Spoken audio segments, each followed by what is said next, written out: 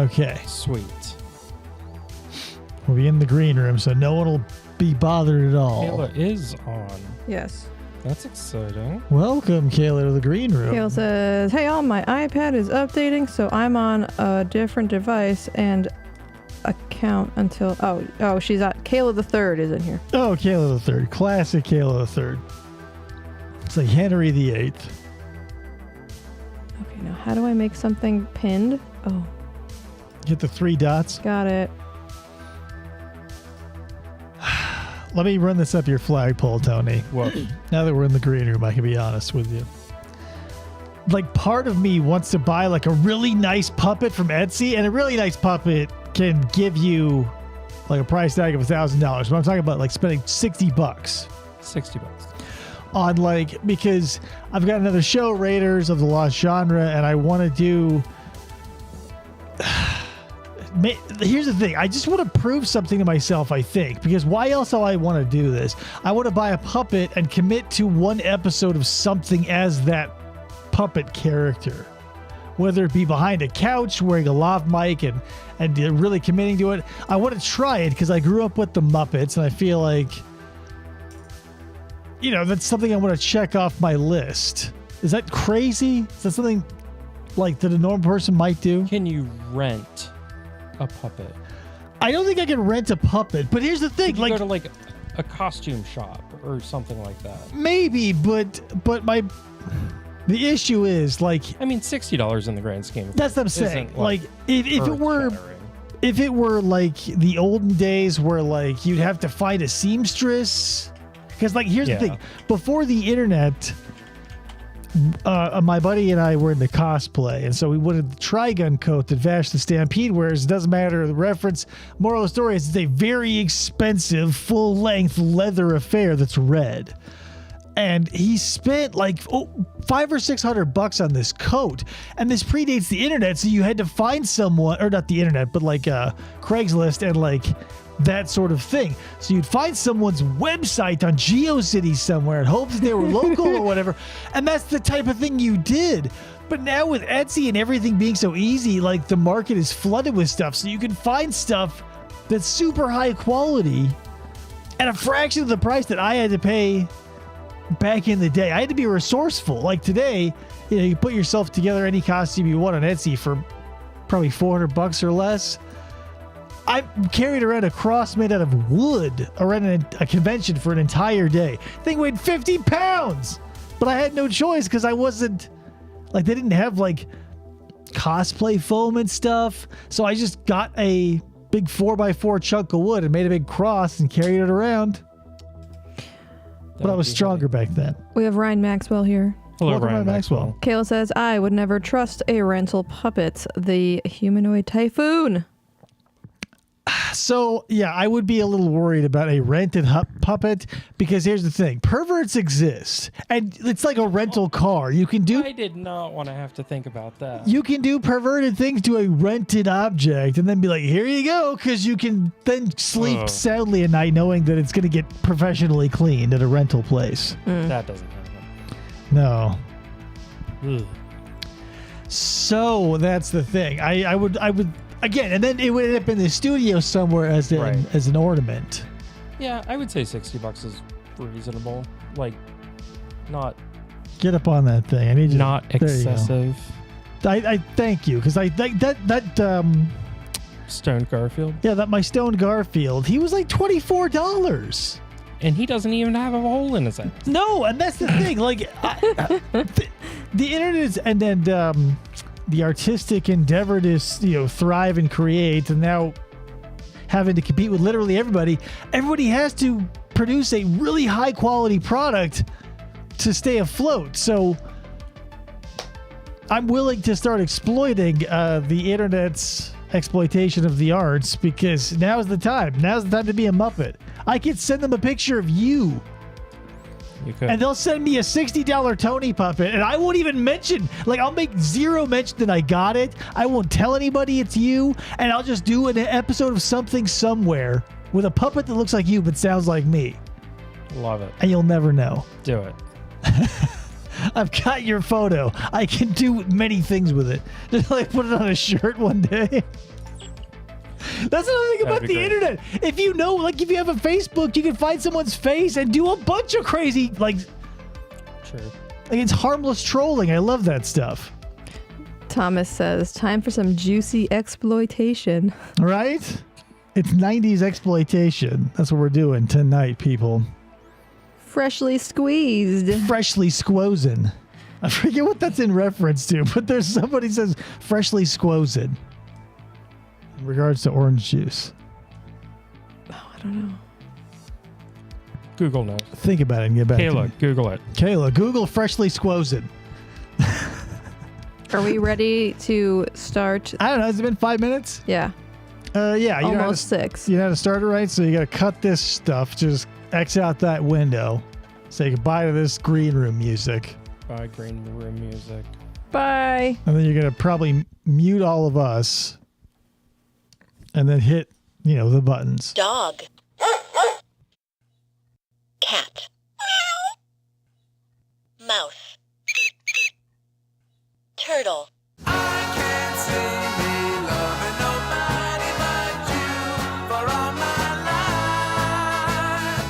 You're listening to FFOP Radio. Reach the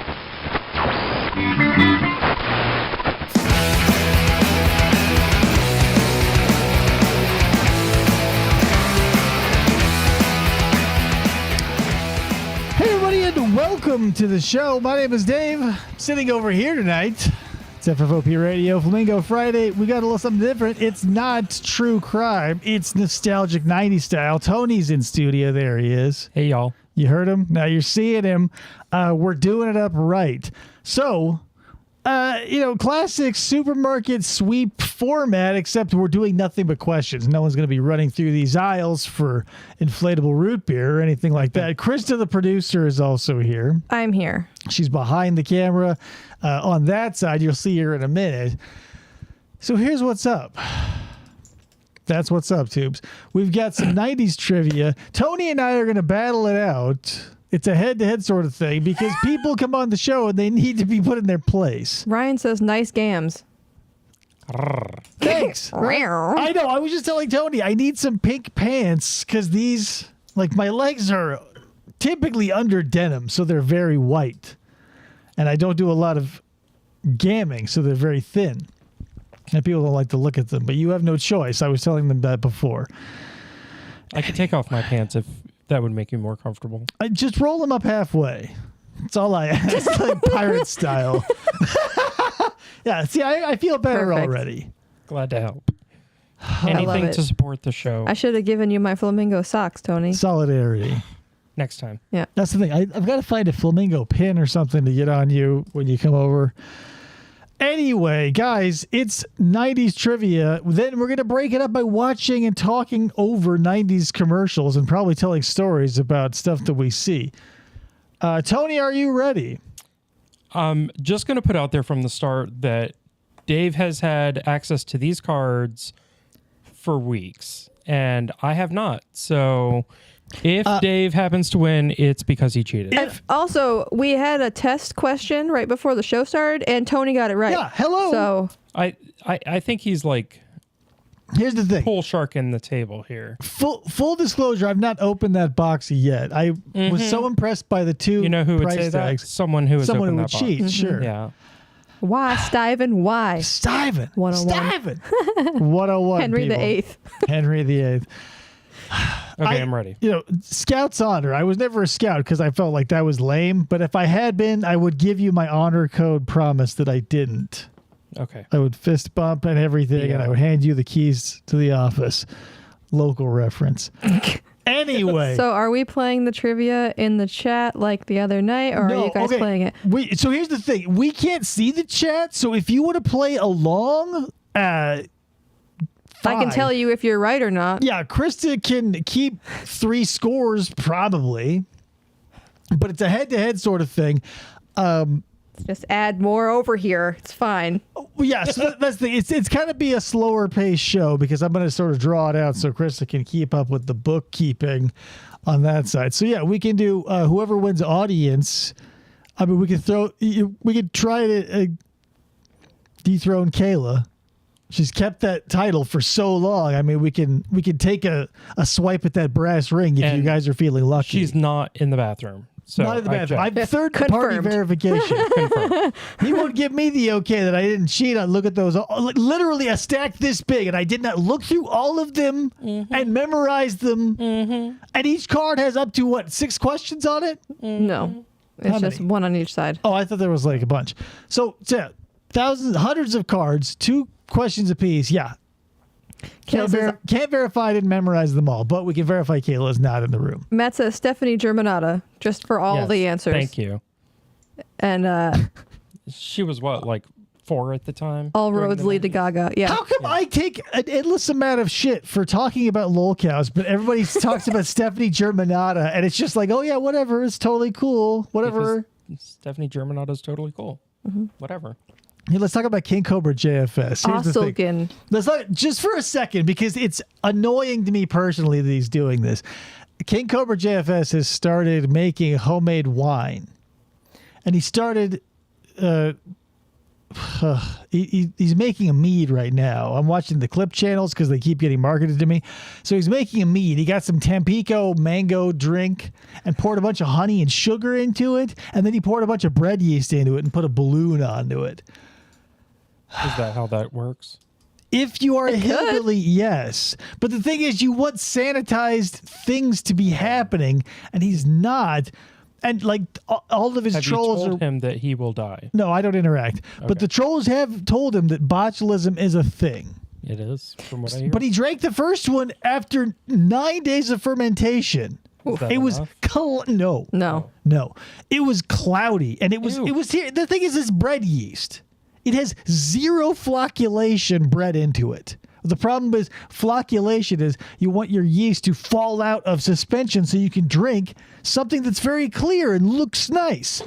Bread yeast is not meant for that, so it stays in wispy, puffy shit all throughout. So he drank like half a gallon of Gross.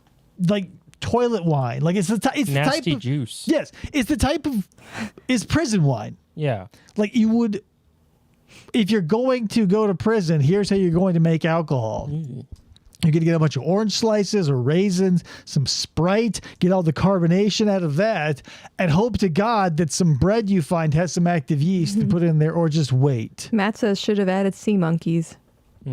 Protein, people. Anyway. He also says he's in the perineum 88 to 92. Perineum. I've heard it say both ways. What? Isn't that like the taint? Yeah, it's the taint. That's where he's located in his age bracket. 88 to 92 is the. Perineum? I was in 88 was when I was born. They call that era the perineum? That's what I'm Matt gonna says. challenge that. Matt, no. Maybe in the. We need another He's from word. Australia, so maybe I think that's he just wanted me to say it. He says Perineum, that's my yeah. era, he says. Perineum. Yeah, All right. sure. Yeah, Down well, under whatever. has weird. We need to look into Matt's perineum a little more. I want Cobra to start Get us drinking some acid. slides for a microscope. I was born in 78, so my era is 88 to 92. Right. Okay. So that's the thing. I Like guess. you have to probably, your era has to agedness. be when you achieve sentience, like probably around 8, 9, 10 ish. Because I would say I'm a kid of the 90s, but I was born in 83. So I wasn't checking in until late 80s. Oh, so I was like late 90s? Yeah, you would be a late Mid-90s. 90s kid. I'm an early 90s kid, but I was born in 83, but I don't remember 83 through 87. I don't remember anything beyond. That's why the 2010. 90s are like that's the thing. You become of age and you have to have a memory and develop a fondness for something. And before a certain point, you're not going to be tying memories and correlating things. So that's what I'm saying. Like you need like an 8 or 10 year gap from birth till whenever you're going to be swinging it. You know what I mean? Kayla says, I had an epiphany 2 nights ago. Is that my era of sentience? Yes. Sometimes people are late bloomers. Listen, moral of the story is We're doing trivia. trivia. It's the 90s. The chat is involved. The typing square is involved now. Moral of the story is I'm going to let you go first, despite the classic insults that I've been a Libel. cheater Also- and the slanderous libel. Yeah. Did you talk? Side note about did you talk about the bar on the bottom? Oh yeah, if you're watching that scrolling bar on the bottom, this guy's name is there. That's how you come on this show. You give us money. Just kidding. Hey, Joe. Speaking of Joe, your name is down on the bottom for Yeah. buying a mead. If you want to bribe us and buy us Thanks, a mead, thanks your for name will be buying down us a there. mead. You see those names scrolling across the bottom. That's in appreciation. I was gonna move Kayla's name over here, but since it's like attached to lights and it's like on a grill and there's nothing I can do over here, it would have I can messed just with hold it up. it would have messed with the face hugger. Thomas says, I came of age / sentience when the president was accused of getting blown by some intern, and Right. the tough part of that revelation was what was an intern. Right. Like, I remember that too, because I remember being aware enough that I remember people talking about the alleged blowjob. Allegedly. But also having like the naivete to be like, what's that? I was a senior in high school when that came out, so you must have been like a sophomore. I don't know. What year was that? 99. Okay. Well, the hearing was in 99. I remember that. So it was probably happening in 96. So I would have been like 13-ish, Yeah. 13 to 15. Yeah. So I would have been, yeah, that's the thing. Like, I don't know. Like, here's what, I don't know what to do about the 90s, right? Because it was full of so many things. Do you remember in, it was probably Wayne's World, the reference is the cream of some young guy, right? Mm-hmm. Like, I thought that was hilarious because it just sounded funny. But not the jizz reference. No, didn't get the jizz reference. But my older cousin, who's like 3 years older than me, that locked in. So I was appreciating it on a completely different level. Yeah. And so when I would say it aloud in places like church, my parents would be like, stop saying stuff like that.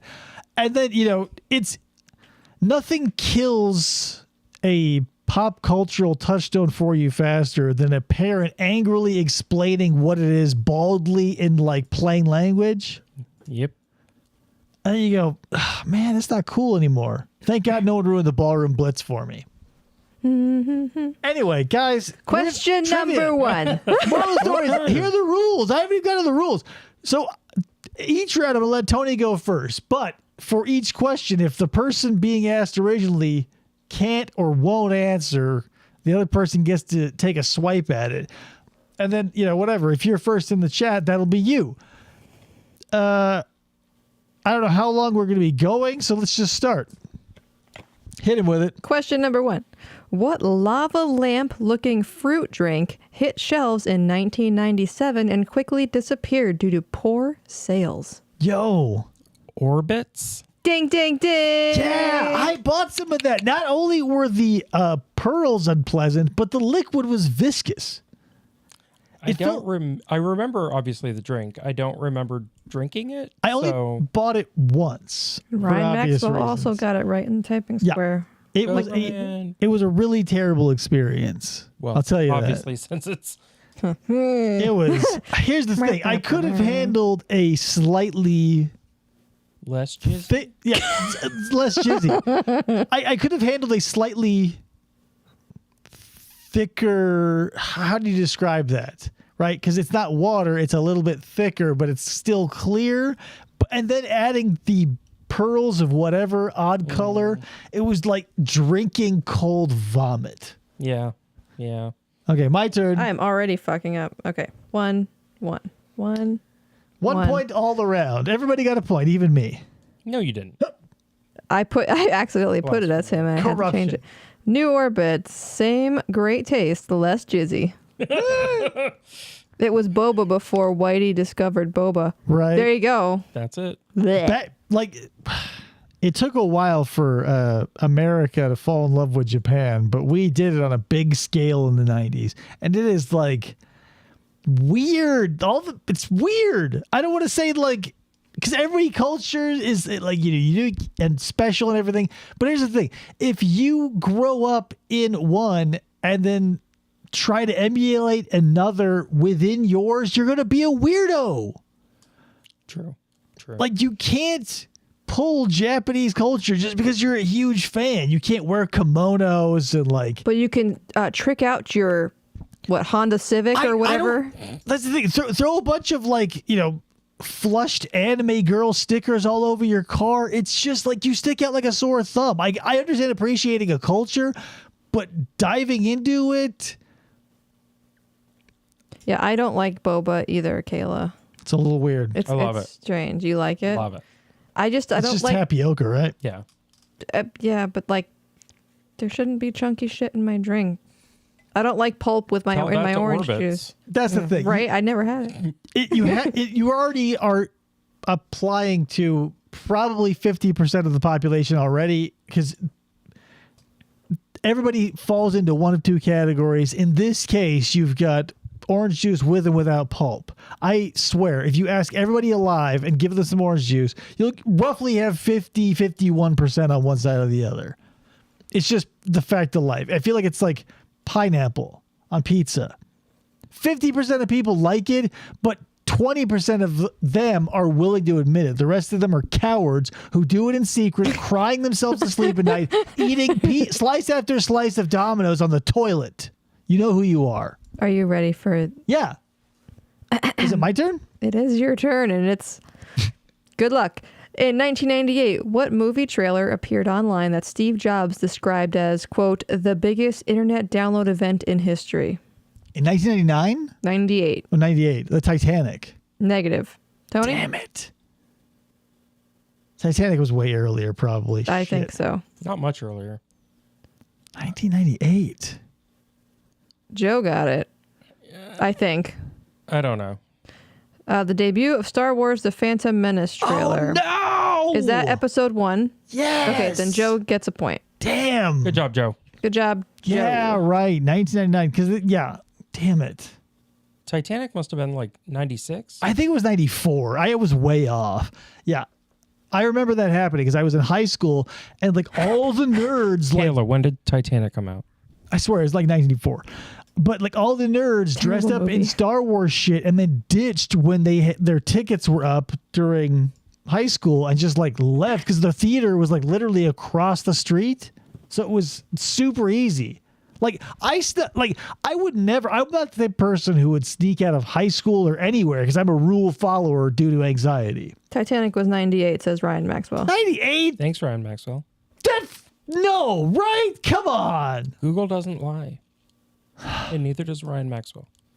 I don't know. His claims are dubious, at best. Whatever. I didn't even get a point for that. Nobody did, except for Joe. Joe did. I don't care. I'm not Joe and I'm not Tony. Nobody got a point. I have a point. In my opinion, this game is corrupt. Sorry, I dropped the Says cards. the cheater. It's a good thing I'm not on camera right this second. You would look over at Krista and you should expect to see like one card, but she's got Yeah, a she's bunch got a of them. fistful of cards over dropped a here. bunch on the No ground. idea how that happened. It's her first time dealing blackjack. She's super nervous, and I'm about to hear like a and just cards. Look, I've are gonna got my fill the phone, screen. I've got the microphone, the computer, the chat. Wait, but who's filling your hands with cards? I dropped them. I had to pick them up. I'm not like, I have to act like supermarket sweep. I have to pick up the things I drop or I'm going to get penalized. You have plenty of time to do whatever. I'm not giving you a little amount of time shoe fell off, between says not Ryan talking. Maxwell. The shoe never fell Tony. off. Tony, Hello. are you familiar with Wolin-Gate 2023? I am not. So Maurice Wolin, during the To Catch a Predator stings, His shoe fell off during his interrogation. Hold on, his shoelaces were removed for his own safety, along with his belt, I believe. Yeah. In the interrogation footage that took place in a Winnebago, these numbskulls think that when he stuck his foot out and then just sort of like flipped his little heel around like a salamander, they're like, oh, his shoe came off. It never came off. The ball of his foot was seated firmly in the shoe. Wolin-Gate is closed. Next question. I made a video on it. You should watch it. It's conspiracy Big theories. Salmon didn't play it on his show, but we have it on mine. It's a conspiracy theory. No. Ryan Maxwell says, hashtag we still want to see Krista. You will. I haven't played Once the commercial start, you'll be treated. Tony, What rapper reminded us that he always had his mind on his money and his money on his mind? Seriously. It's on the same card. It just, that was the one that happened to, oh my God, and Tony doesn't know it. Coolio? No! It was Snoop Dogg, right? It was Snoop Dogg. Damn it. It was Sipping on not gin and Jay-Z, juice. Thomas. Laid back with my mind and my Yeah. money and my money and my Rapping mind. right. I really Rodney. should have known that. Yeah, it was rapping Rodney. Pennsylvanian. It was rapping Sure. Ronnie Reagan. Rapping Rodney Reagan. I'll take the point for that. I Thank already you. did it. I know. I'm just saying. I'll take it with a side of fries. My turn again. Yeah. Good. I hope I don't get a hard one. Softball guy over here. These both on this card are easy. Even I knew the answer, so without looking at the answer. No rapping Rodney Dangerfield. I had that. Yeah, album. rapping Rodney Dangerfield. Everybody rapped. Like that was the thing. In Brian Wilson made a rap album about vegetables. Doesn't matter. What was the line of miniature skateboards for your fingers called? Were they just called fingerboards? No. Like the brand, like it. Oh,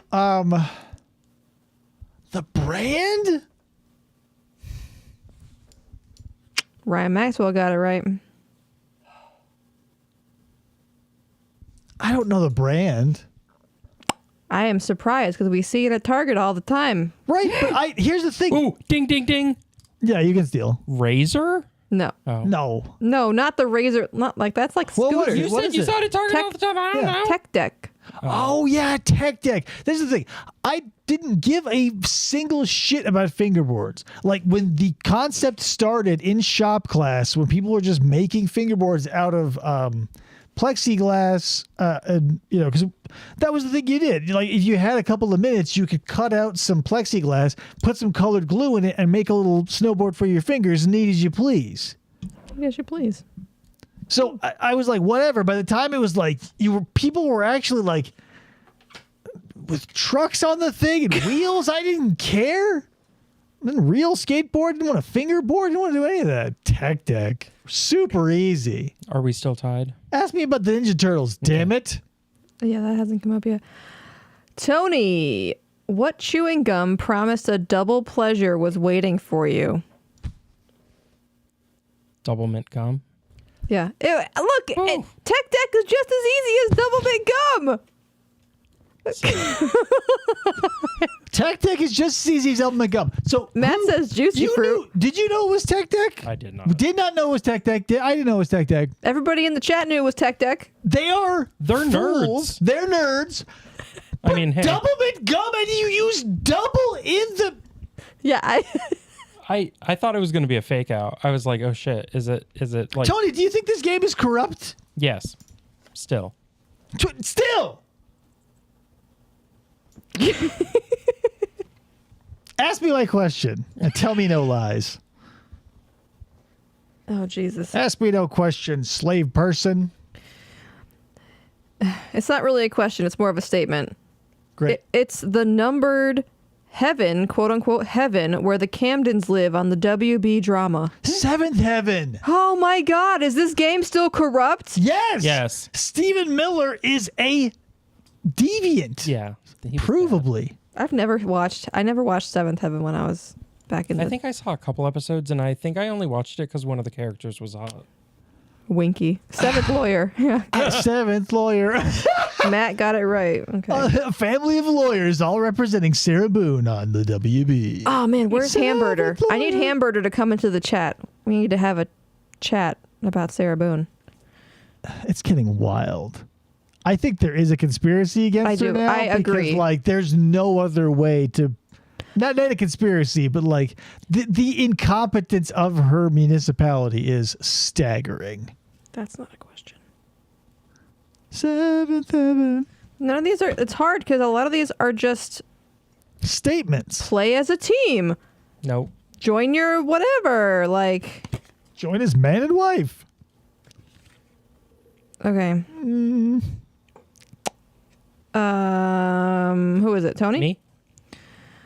What psychic service were you calling if you dialed 1-900-370-6303? The Psychic Friends Network? Yeah. How many questions is that?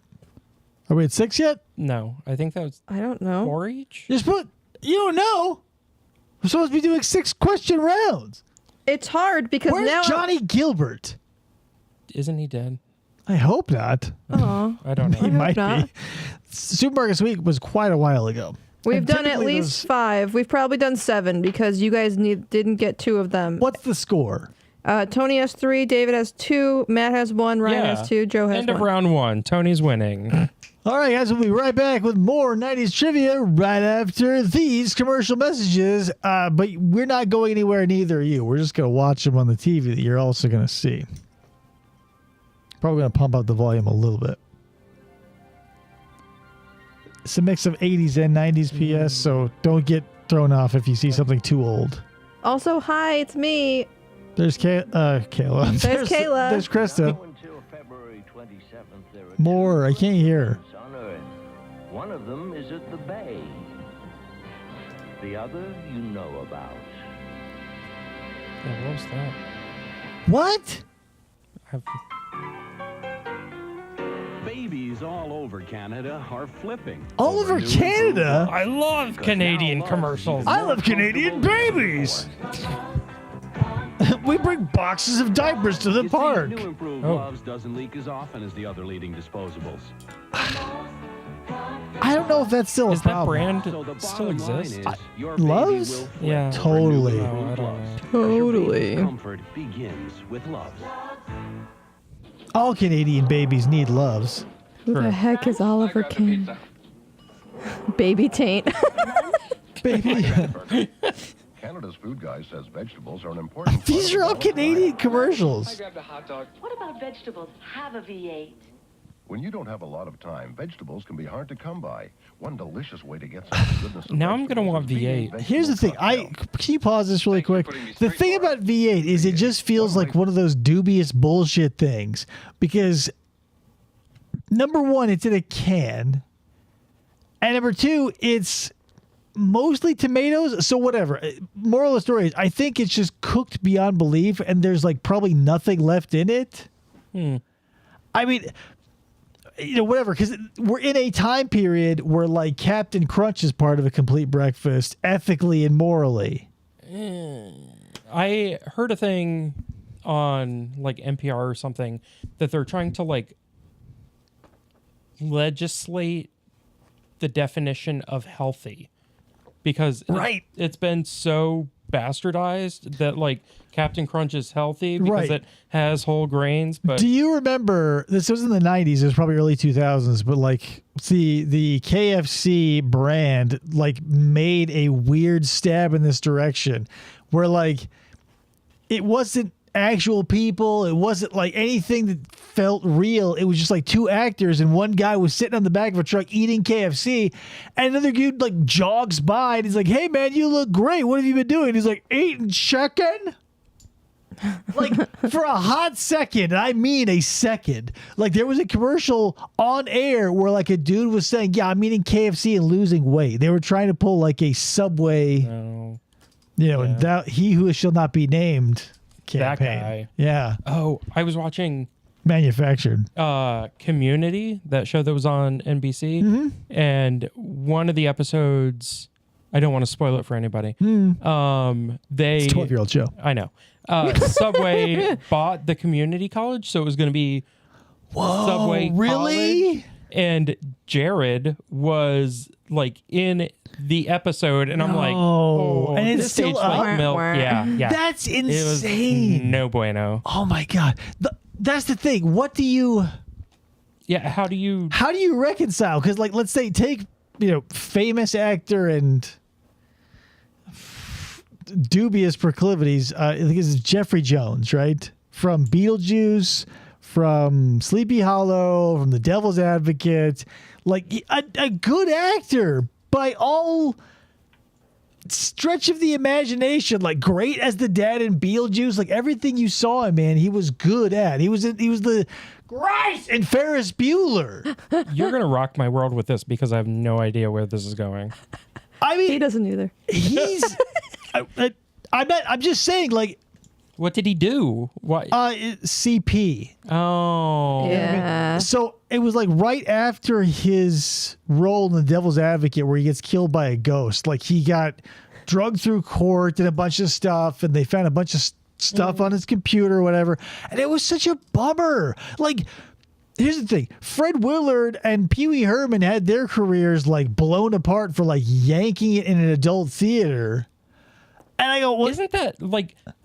What you're there for, right? Right. I've never been to an adult theater, but like that is what I understand them to be. As a child, in my head, I pictured Pee Wee Herman sitting in like a Harkins, like yanking it to a movie, but that's not the case. It's where he probably went to pay. He handed someone money to yank it, and they just were like, "Hey, what are you doing here, yanking it?"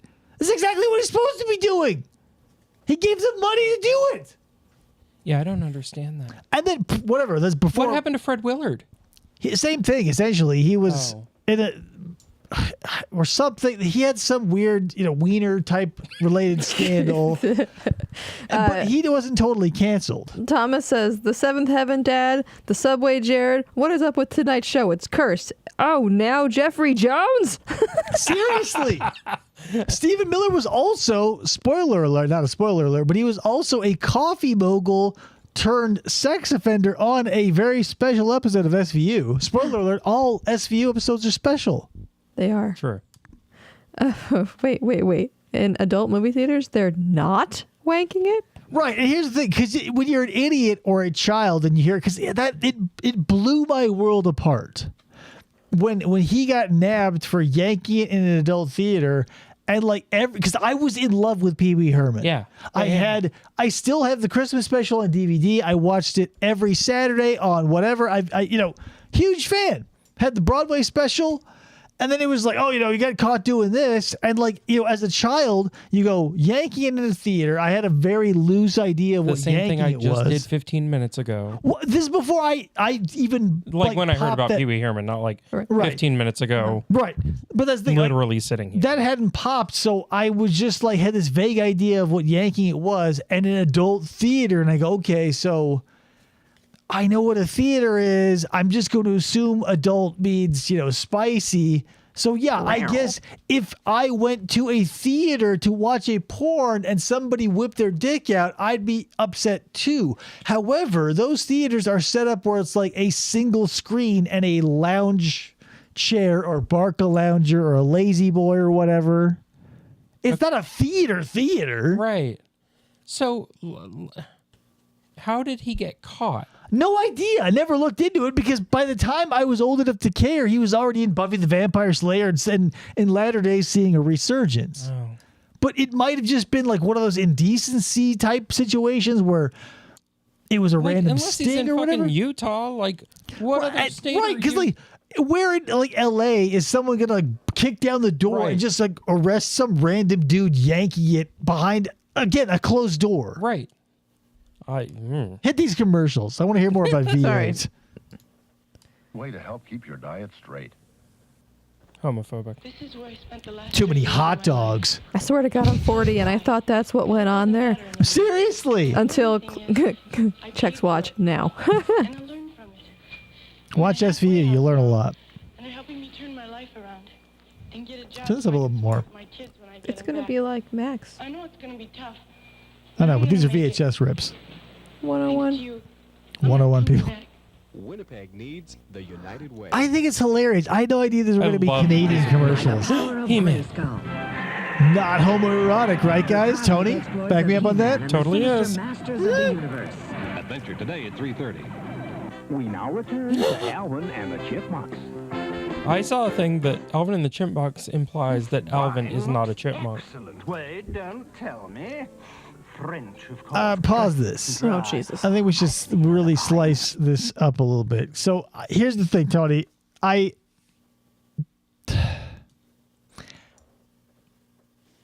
I don't follow the inference. I get it. I get the through line of the logic. It's Alvin and the Chipmunks.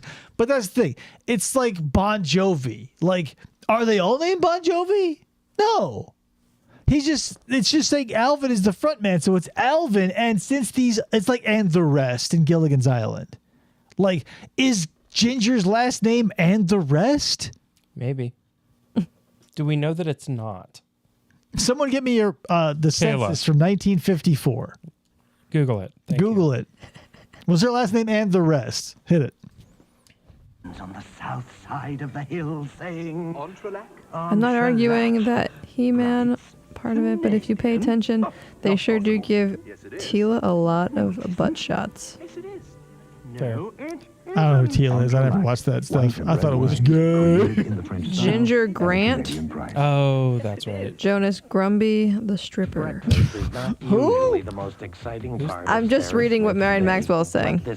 Jonas Grumby is Solomon Grundy's stripper. Oh, the brother. skipper. The skipper, sorry. The skipper! The computer's far away from me, okay?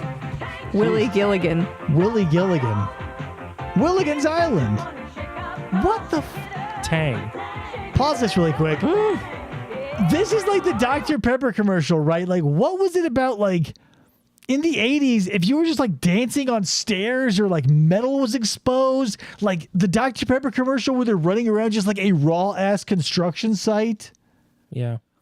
It kind of reminds me of a mashup of Olivia Newton-John's Physical. Right. And Cold Hearted by Paula Abdul. So maybe that's it. 80s and 90s. Right. It's a very, I don't know. It sort of predates Vaporwave, but it's a very stark aesthetic. It's like minimalist, but like in an industrial way. Yeah. It's like the inside of Chipotle, maybe. Does that make sense to everybody? Ryan Maxwell still naming people in Gilligan's Island. Lovey Howell, Marianne Rogers, Thurston Howell III. For some reason, in my family, we had a running gag where at every holiday, we'd eventually break out the Trivial Pursuit board, like most families do, I'm sure. But like the answer to anything that nobody knew the answer was Tina Louise. Who's Tina Louise? Marianne? Ginger. Damn it. I was close. The other one. Tina Louise was always the answer for the shit we did not know. Winky. I'm gonna have to make a new bingo card to include how often David mentions Vaporwave. What about lol cows? That's the free square at this point. You're How right. dare you? Hit play. I'm tired of taking this abuse. This hooker wants some tang, This says hooker? Thomas. This prostitute's got low electrolytes. I hate it. Yo, that was before the orangutans. Tang, baby? Canadian Imperial Bank of Commerce. Oh my God, Canadian. To reduce lighting and use heating, ventilation, and air conditioning more efficiently. Throughout the complex, only essential lighting is left on overnight. We turned off 3 out of 400. Has been cut by about 25%, or $60,000 each month. Lolcows would make a great free square, but that spot's already filled with Here's the Thing. M7A to be True fans. That's fun. But you have to add one saying, not to keep stopping this, but...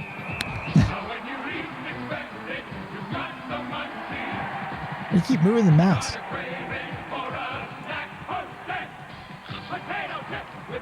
What? They had chips? Maybe that was a Canadian thing. It's gotta be. Real quick, pause this thing. I had a Canadian girlfriend for a while. Not to brag, and it wasn't a lie. George Glass. But a bunch of stuff up in Canada doesn't fly that gets a pass down here because, like, they say it's, like, unhealthy. It's like all the stuff that Canada says causes cancer never makes it beyond that point. So they say negative. So all their candy and all their stuff is, like, just sort of weird and shaped a little differently and colored a little differently. But it's mostly the same shit. Like, you're eating the same garbage. It's all going to be like M&M's. But if they say, oh, blue dye is the killer dye, you just don't have a blue M&M. You're still eating the same shit. Fair. It's just weird. It's like Tim Hortons versus, I can't even say it's like versus Starbucks because I think Starbucks sucks. I think Black Rock beats Starbucks 10 out of 10. Their coffee is pretty good. I think I've only ever had Black Rock like twice. Go to Black Rock or go to Dutch Brothers. I don't know if these are local references. If you got anybody but Starbucks, I feel like Dutch Brothers is like West Coast. Yeah. I don't know where Black Rock is.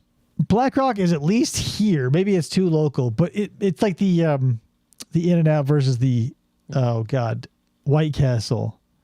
Like they're the two burger chains of the like east and west of the Mississippi. Yeah. Maybe we only have Dutch Brothers here, but like seriously, Starbucks is like where you go to. You need to stop. Charge a laptop. Can we play the commercials? Everybody makes a chai latte or pumpkin latte. Blasphemy. What are these animals? The munchies. You've got to wait. On the next evening at Fox, Whoa. country legend Johnny Cash. Full up that I can't hide. For you, I know I even try to turn the tide. Because you're. Do you want to know a fun fact? Sure.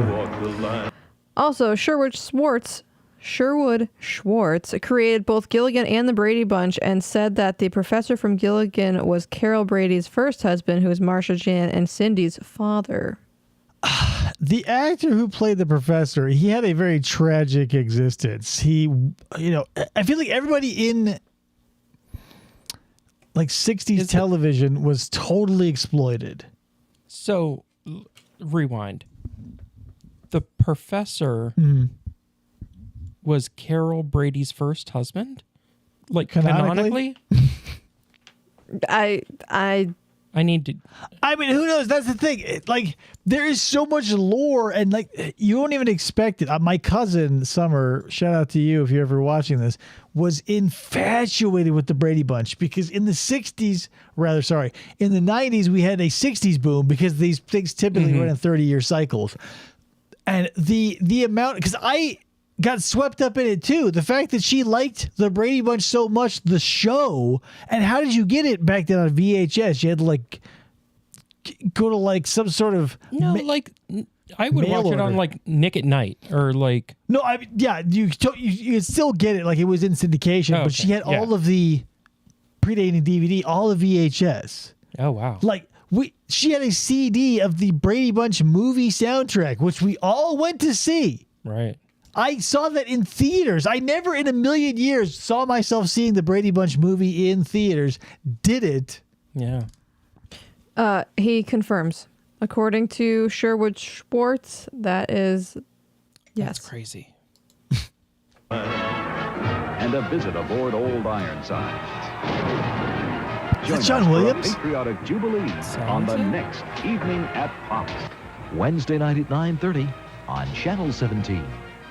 Where's Neil Diamond, goddammit? Yeah, when it hits 50, sell 10,000. With a Radio Shack cellular phone, you're in business all the time. I'll have a firm offer in your hands in 20 minutes. Yeah. The drywall's coming. Excuse me, I've got a sweaty asshole staring at me through my car window. I'm running late. Can you pick up the kids? The CT100 mobile phone is on sale now for $190, including a glass antenna. How much is that in our money? So here's the thing. That is insane because like right now your phone probably costs at least $1,000. Yeah. So $899 in 1989, adjusting for inflation, I'm going to say is probably at least $2,000. I need to know that. Somebody do an inflation calculator. Could you Google that? Moderator Kayla, Google $899 in 1989, 2023 bucks. It's got to be at least $2,000. Fuck yeah, Radio Shack. Fuck yeah, Radio Shack. Oh, do we have to take the exchange rate into? Oh yeah, so it'll probably be because Canada. So we'll probably have to knock like 10% off. Because I don't know. It depends because when you went to the Scholastic Book Fair, not to dip into this knowledge, the Goosebumps books would be $4.99 in the U.S., but $5.99 in Canada. Right. So maybe 20%. Yeah, about I think. So inflation minus 20%. Get back to us. Hit the button. Mobile message voicemail Zach Morris's phone. Whoa, Zach Morris. Say by the bell, right, guys? Roughly. Whoa. $2,200. Yikes! That's so expensive. And it does jack shit. I can't even look at MySpace on there. I can't change my song. I'm trying to add Tom as a friend. Or delete Tom as a friend. First thing you had to do in MySpace page. Right. Ninja 3 starts this Friday. Check your local listings. The Ninja series is pretty good. Ninja exploitation. Whoa! 100th annual summer sale is on now. Look at that shit! Yo, that's my aunt's house. Right. Oh my god! Look at that wallpaper. This feels so warm and cozy. It kind of reminds me of like my grandma. Yeah, and totally. That is not warm and cozy. David's the only one who had to add Tom as a friend. It didn't happen automatically. I go, where's that motherfucker? I thought I was supposed to have a friend on here. I know we're friends, Doug, but some things are just too good. Jello pudding. You're fired. I'm sorry, but chocolate fudge is my #1 favorite. Magic moments. It's the I feel that, kid. I used to also like the milk. swirled one. Swirl. Whatever. The pudding packs were. I don't know. Whatever. I don't remember those not being transparent. Like it's weird to me. That Yeah, it's a solid color. Yeah. Hold on. Pause this really quick. Not to take you on a road down which you don't want to follow, but you have no choice. Back in the old days, like, okay, so the character of Ernest P. Worrell was created by Don Cherry Advertising, and he did advertising for a zillion products all over the country. But most importantly, there was a movement like in the late 80s, maybe early 90s, where milk and juice producers switched from transparent jugs to like opaque yellow jugs. Okay. I don't know why that stopped, because it makes sense to me personally. I would rather have a liquid that is, affected by light to be in an opaque jug. But they disappeared. I don't even have a memory of them because they died probably before I was alive, maybe. So maybe early 80s. I don't know. It doesn't make sense to me. I get why, because here's the thing. Now that I'm into home brewing, light is an issue because it can, like UV is a filtration system for pools. Like it's an effective killer of things. So you have to worry about light. So it only made sense even before that light would be want to kept out of the things you're drinking and shit, because the stuff you want to be there shouldn't be destroyed. Right. Where did it go, Ernest? And he's dead now. I can't ask him. Well, Hit it. God damn it. I miss Jim Varney. One of the most talented actors of our time. Unappreciated. Thomas says, this is straight up pot talk, how we went from Ernest to how juice is kept. Yeah. I needed to tell you about Ernest so you would know there would be context for how the juice is kept. Obviously. Well, I'm a natural person, so for an excellent source of calcium, I naturally choose cold, delicious milk. Got milk? Jim Varney was amazing as Jed Clampett. Right. Clampett. Pause this really quick because I've got to go on a tirade. The thing is, he was also a wildly talented, like, theatrical actor. Look at any of his work where he doesn't play a goofball. This is not going to be a sterling example of like, oh, this is great. But when he was on Roseanne, he played a character for a short arc where he was dating Jackie, I think. He was a rich dude. Yeah. And Jackie did not love him, but he was rich. And it was one of those things where it was like, oh, I don't know what to do about this thing. And fucking stellar performance. And it's the same man who delivered, because here's the thing. Ernest Goes to Camp will, if you are willing to buy into the reality of the situation, tear your heart out. Ernest Goes to Camp is a rough time emotionally because you feel for Ernest. His acting is so good. It's not like Ernest Scared Stupid, which is also good, but lighthearted, or Ernest Goes to Jail, which is far beyond the pale because he gets superpowers from the electric chair. Ernest Goes to Camp is like the 1990 Ninja Turtles movie, cinema perfection almost. Ryan wants to know, have you seen his first movie, Dr. Otto and the Riddle of the Gloom Beam? It's weird, but awesome. No, but I will put that on the list. Thomas says, Ernest Goes to Camp is a rough time because it's Auschwitz he's sent to.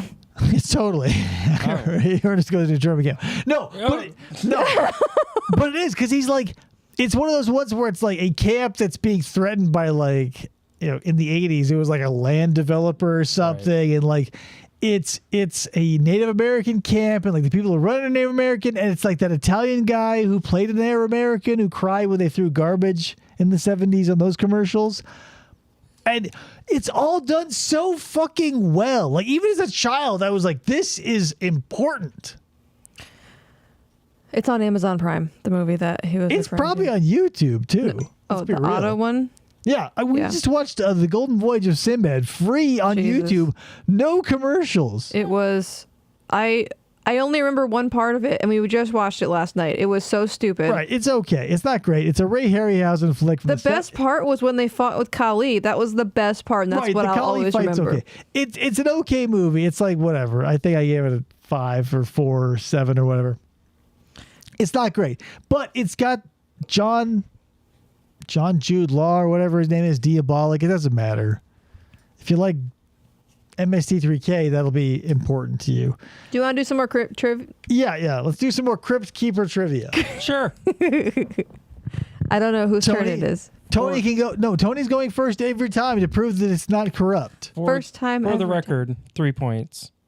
2 points. Yep, and the typing score, we've got Ryan with 2, Matt with 1, and Joe with uno also. Buckle up, people. Tony, who was the victim in the Olympic scandal that was dubbed the whack heard around the world? Nancy Kerrigan. Yeah. I didn't know that answer, so... I can't trust. Don't tell me what you think is easy and what's not, because you go, this is easy, and it'll be Tech Deck, and then it'll be Doublemint for this guy. They're all stupid. You were alive. Deal with it. Nancy Kerrigan and Tanya Harding was like the biggest thing in the fucking world when that happened. It was like the OJ Bronco chase. Yeah. Like Mad TV, Saturday Night Live, like everybody was getting hit in the knee. These are all stupid questions. So are you ready for your softball? Stupid question. Like stupid easy question? Nothing regarding the 90s is stupid. Like, yeah, I'm ready. Hit me. What innovation did Pizza Hut introduce in 1995 that begged you to eat your pizza backwards and subsequently increased business by 37%? I loved it in concept, but hated it in execution, but the stuffed crust pizza. Yep. It felt like a game changer, and then when they put that pie in front of my face and I did what the commercials told me to, I was let down. I'm not really a big fan of stuffed crust pizza. I think the problem is that it's Pizza Hut that came up with it, and I'm not sure what's in that crust. If it were real mozzarella, and like if it were like I make a pizza and it were like dripping in Italian authenticity, sure. But if you're just going to like have some sort of robot arm squeeze out a log of cheese out of its robot ass and then have an employee like throw some toilet paper over it, I'm not interested. Yeah. Ryan Maxwell says, coincidentally, the whack heard around the world was the name of the porn that Pee-wee was caught for wanking. How dare you? Paul Rubens is a saint. R.I.P. Why? That was Nancy Kerrigan. Why? And Kayla, yes, you got stuffed crust right. Annoying.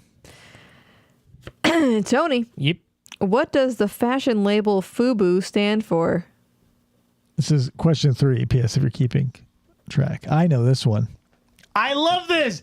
Is it my turn? You give up? Yeah, I give up. For us, by us. Yeah. Damn it. Bingo. And Kayla got that one right also. I was always wearing FUBU in the 90s. I was too much of a dork. Yeah, just kidding. I didn't wear FUBU at all. I wore Jinko. Yeah, I can't see David wearing FUBU. Okay. Yeah, FUBU was for people that weren't me. Fumble, umble, bumble, undle. And umble crumble. It was a Chowder character. Chowder. If you watched Cartoon Network in the early 2000s. Mid? I don't know. David. I used to make homemade stuffed crust pizza for by putting frozen mozzarella sticks under the dough of my pizza crust, says Ryan. This isn't a question, but thanks for sharing. I am going to kick him in the taint. We don't... In the perineum. In the perineum. We use like ready-made cauliflower crust because homemade cauliflower crusts are fucking disgusting. And they're a disaster to make. There is no way yet that I have found to make a homemade crust out of cheese or cauliflower or any other ingredients. So we just buy them made. A robot can make a cauliflower crust fine, but the problem with that is like you're limited to it being already cooked, so you can't get any fancy shit going on. Like you can't do a stuffed crust and whatever. You're basically limited to a thin crust if you're low carb and you don't eat gluten or whatever. But here's the thing: science is constantly making the impossible possible. So in a matter of like someday, because like. It wasn't like a year ago. You we wouldn't have that as an idea. Somebody will get to it. Cauliflower pizza. Somebody will get to it eventually. That's the thing. Every time I have a good idea, I pitch it on the show, whether it be Highway Hats or the Bathroom Cougar or the mall chair that jerks you off at the end of the massage. Somebody will take it and run with it, and I don't have to lift a finger. I just, because the high tide lifts all ships, as they say. Kale says, get 2 cauliflower crusts stacked and make calzones? Oh. They don't. Here's the thing. They don't bend, right? Yeah, you would have to. I would have to like defrost them and add some sort of moisture element, like maybe soak them in olive oil or avocado oil to get them pliable, and then we'd have to wait and eat it the next day because it already takes forever. Right, to it would cook be a the King pizza. Cobra JFS length cooking video where I would leave the burrito out on the counter for 18 hours and then like wake up in a, overhung haze and like. Lackadaisically munch through a bunch of shit that has bugs in it. Lol cows, people. I'm glad we don't get overhung anymore. Yeah. Thank you. David. Yeah. What cold slushy drink did Starbucks introduce in 1995 that pushed the company's stock to an all-time high? He shouldn't get this as an option for his horrible opinions. Frappuccino. Yeah. Here's the thing, though.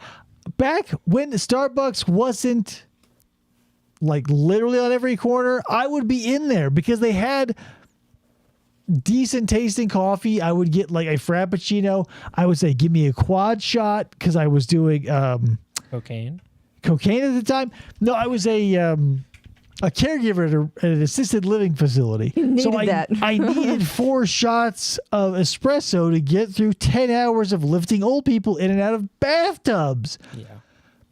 But that's the thing. They got too big, and then when you can't have the same attention to detail and care that you once had once you get too big. Yeah. The Roman Empire fell apart because they stretched their boundaries too far. The quality control wasn't there. That's where we're at. Sorry, Roman Empire. Point-wise, where we're at is Dave has 5. Oh, it's so weird calling you Dave. David has 5. Tony has 4. Ryan has 3. Kayla has 2. Matt and Joe have 1. Thomas, sorry. You don't have any. Nobody. Oh, wait. Matt should have 1 point. What was it? What was Matt's? 1.45. 1.45. Yeah, Australian, because he's in Australia. We have to upgrade because of the exchange rate. The down under. 1.45 Australian points. It's worth 1 shrimp on the Barbie and one baby eaten by a dingo. A dingo. Tony. Yes. What event led to the cancellation of the World Series in 1994? The World Series in 94. My mom thinks I'm cool, says Thomas. I bet she does. I Classic think you're cool. Miller situation. Was it the... Mine's going to be way out of left field, too, if you don't get it. Incorrect, good. Kayla. Olympic Park bombing? Negative. Woo. I want to say, was it the first time the Trade Center was bombed? Oh. No. That might have been 93. What was it? It was the Major League Baseball strike. Oh. I guess that would do it. That was the answer. Not a bomb at all. MLB strike. Yeah, Ryan Maxwell got it right. Good job, Ryan. Was that? That was number 5. Okay. Firequake. Yeah, it was the Skyquake, Spiro Agnew. Yeah, all those answers. It was the monkey volcano. Hit me. What popular girls' catalog was a go-to fashion destination that featured items like platform flip-flops, denim maxi skirts, and mixed caps text? Catalog? I believe it also turned into a store in the mall. Okay, start the question again. What popular girls' catalog was a go-to fashion destination that features items like platform flip-flops, denim maxi skirts, and mixed caps text? Forever 21. Negative. Nobody in the chat is correct also. Claire's. You said Claire's. Is Claire's mixed caps text? I don't know what that means. Mixed capitalizations, upper and lowercase. Buckle? No. Sumi's? Hot Topic? No. Delia's? Cold Topic? Never heard of it. I used to shop at Delia's. Too gay for that. Frederick's of Too gay for Hollywood. Delia's. Hot Topic. No. Good guess, Dee Dee. I'm correct. You're just asking the question wrong. So Delia's had a lowercase d. ELIA was capitalized and an S was lowercase. Okay. I bought so few bras in the 90s.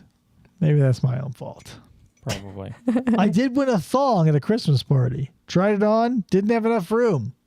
There's the thing. It was a woman's thong. That's why. I feel like a man's thong would have had room for the thing that, man has.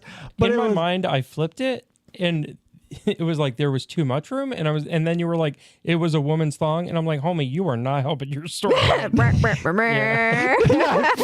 it. It was just a string that held my genitals pressed against my body, and I was like, this is what everybody likes? Plenty of room in the back, I said to myself. I can poop in this one. Because that was 6, before we go to the commercials, I want to see if anybody can spell the supporting actor from Groundhog Day. The Groundhog. Can you spell? Punxsutawney Phil? You don't have to spell Phil, but can you spell the first part? It's spelled like Quahog and every other fucking thing back east. P-U... Satani. H-X-I-T-O-N-N-Y. No. P-U-N... There's no way. C... It's like Quahog. T. You're both wrong. Everyone in the typing square is wrong. It's P-U-N-X-S-U-T-A-W-N-E-Y. It's because people from the catalog. East. The catalog answer was Delia's. And Delia's, I believe, turned into a mall store. Yeah. Yeah. Back east, you guys hang on to those like old English spellings of things. I think Punxsutawney, was that like Native American? Or that's the thing too. It was either like the old English version or the Native American version, which is like wild. Because like, it's not like we were doing any favors to anybody, but like, we'll name all our shit after you. And they go, well, we're going to steal your land and keep the name. Yeah. Cool. Yoink. Yeah. Hey, thanks. Like you're going to kick my ass out of my house, but you're still going to Dave's house? Sweet. Fucking Disney Girl great. 13's here. Hi. Don't up, drive Disney Girl? angry. Don't drive angry. That's the thing. Drive Angry, shot in 3D, was the brainchild of somebody who saw Groundhog Day and saw Bill Murray yelling, "Don't drive angry" at the groundhog. True story. Look it up. Fun fact. Are we ready? It's fun. Yes.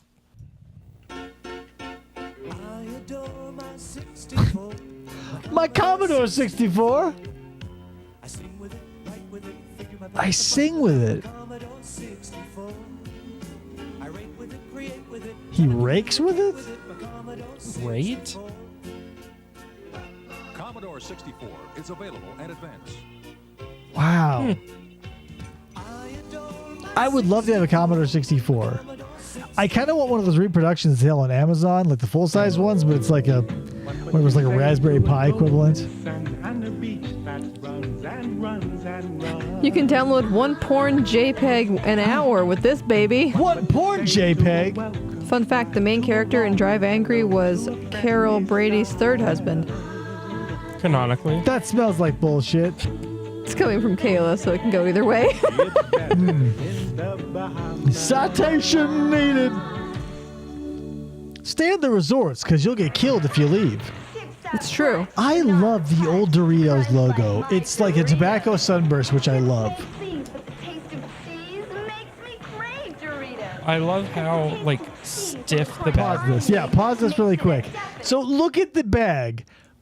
There's no crimping on the top, so this must have just like been an extra tall bag that she clipped.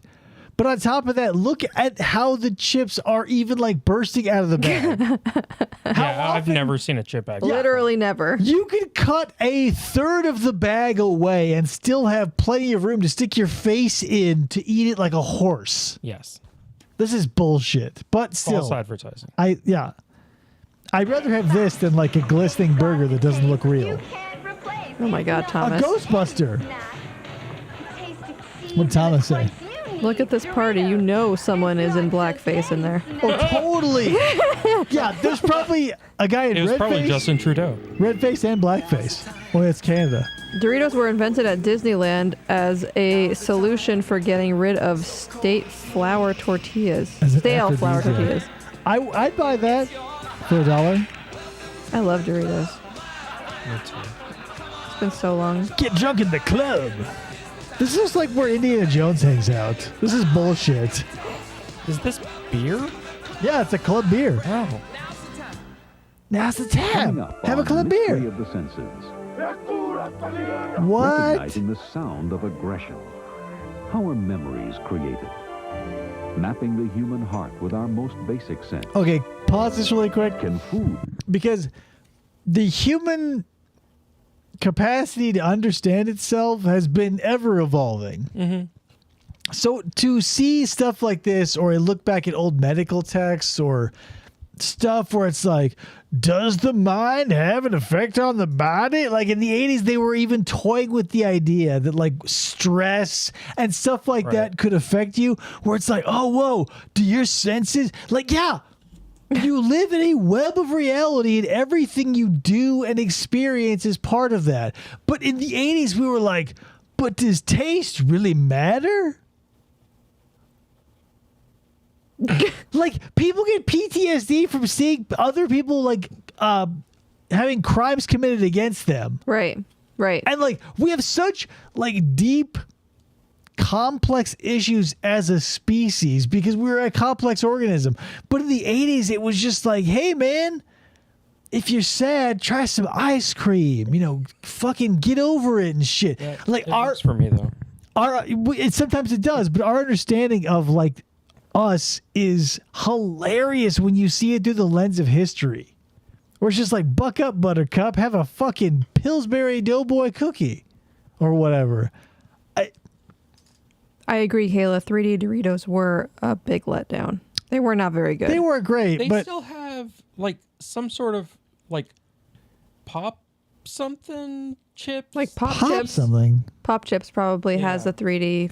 Right, and what I get what you're saying, because the 3D Doritos were mostly air, but I would say that's their selling point. If you wanted Dorito, it was a thing. But if you wanted something that had like a cavity within that you could crunch through and it sort of left a lighter taste, I can't complain about 3D Doritos. When I used to eat junk food, I would pound pop chips. You would not believe. Woo! And fruit snacks. And fruit snacks. By the end of the night, there was a pile of garbage next to me in the couch the size of my body. I would eat my body weight in garbage every night. Welch's makes a delicious fruit snack. Tony, don't look at me like that. They do. They definitely do. A lot of power to the artist. Yeah. We'd buy like the big box. Of the senses with host Diane Ackerman. That's why my second chin took over every other chin to create a mega chin. People, gather round. Ludlow's our new supervisor of accounts receivable. Hard to believe how he used to be. Another piece of paper won't get customer attention, but phoning long distance will. How many adding machines do you need, you fucking idiot? More. Ludlow, congratulations. Pity, no more lessons for I've okayed your application for 6 more adding machines. Business long distance from Bell. Hilarious. What does that mean? What does this mean? Fillet of fish? White fish. Gotcha. Hey, you know, McDonald's wasn't above appealing to Catholics on Friday. There aren't enough people named Ludlow these days. Thank God. I guarantee. No more dungarees anymore. Oh, the McChicken. I am hungry. God damn. I would eat a McDonald's sandwich right now because I'm hungry. Meet John and Jean and Rex. John and Jean and Rex have everything. They live in a cartoon. A home to call their own. How and fucking a mortgage pregnant is they she? need to get She's it. pregnant as hell. So they That's went how to the Royal pregnant. Bank, where they found a specialist 10 who months. helped them pick a mortgage with the For options real, that though. best suited 13 their months needs at pregnant highly with competitive quadruplets. rates. Best of all, they got their perfect mortgage within 24 hours. They had to sit Now there for John and 24 Jean and hours, Rex but it have was everything worth it. And a place to put it. Oh, she gave The birth to Royal the Bank, Canada's baby leader carrier. in home mortgages. Stroller. Came out full. Charles Arnold claims he can resist any temptation. We're testing him with the delicious new whip topping. Do we know this guy? His resolve is strong. We put cool up on strawberries. Can he hold back? Oh my God. It looks like he could break down at any time, and it's all due to NutraWhip. Oh, NutraSweet. Taste that is extremely Joe difficult Pesci's to grandfather. resist. And there he goes. Charles Arnold is giving in to NutraWhip. NutraWhip. He didn't even get any strawberry in that. He's like the Canadian Carrot Top, probably. Can't Yeah, win without well. you. September Telethon comes to CKND TV. Manitoba. That's where the bus murder happened.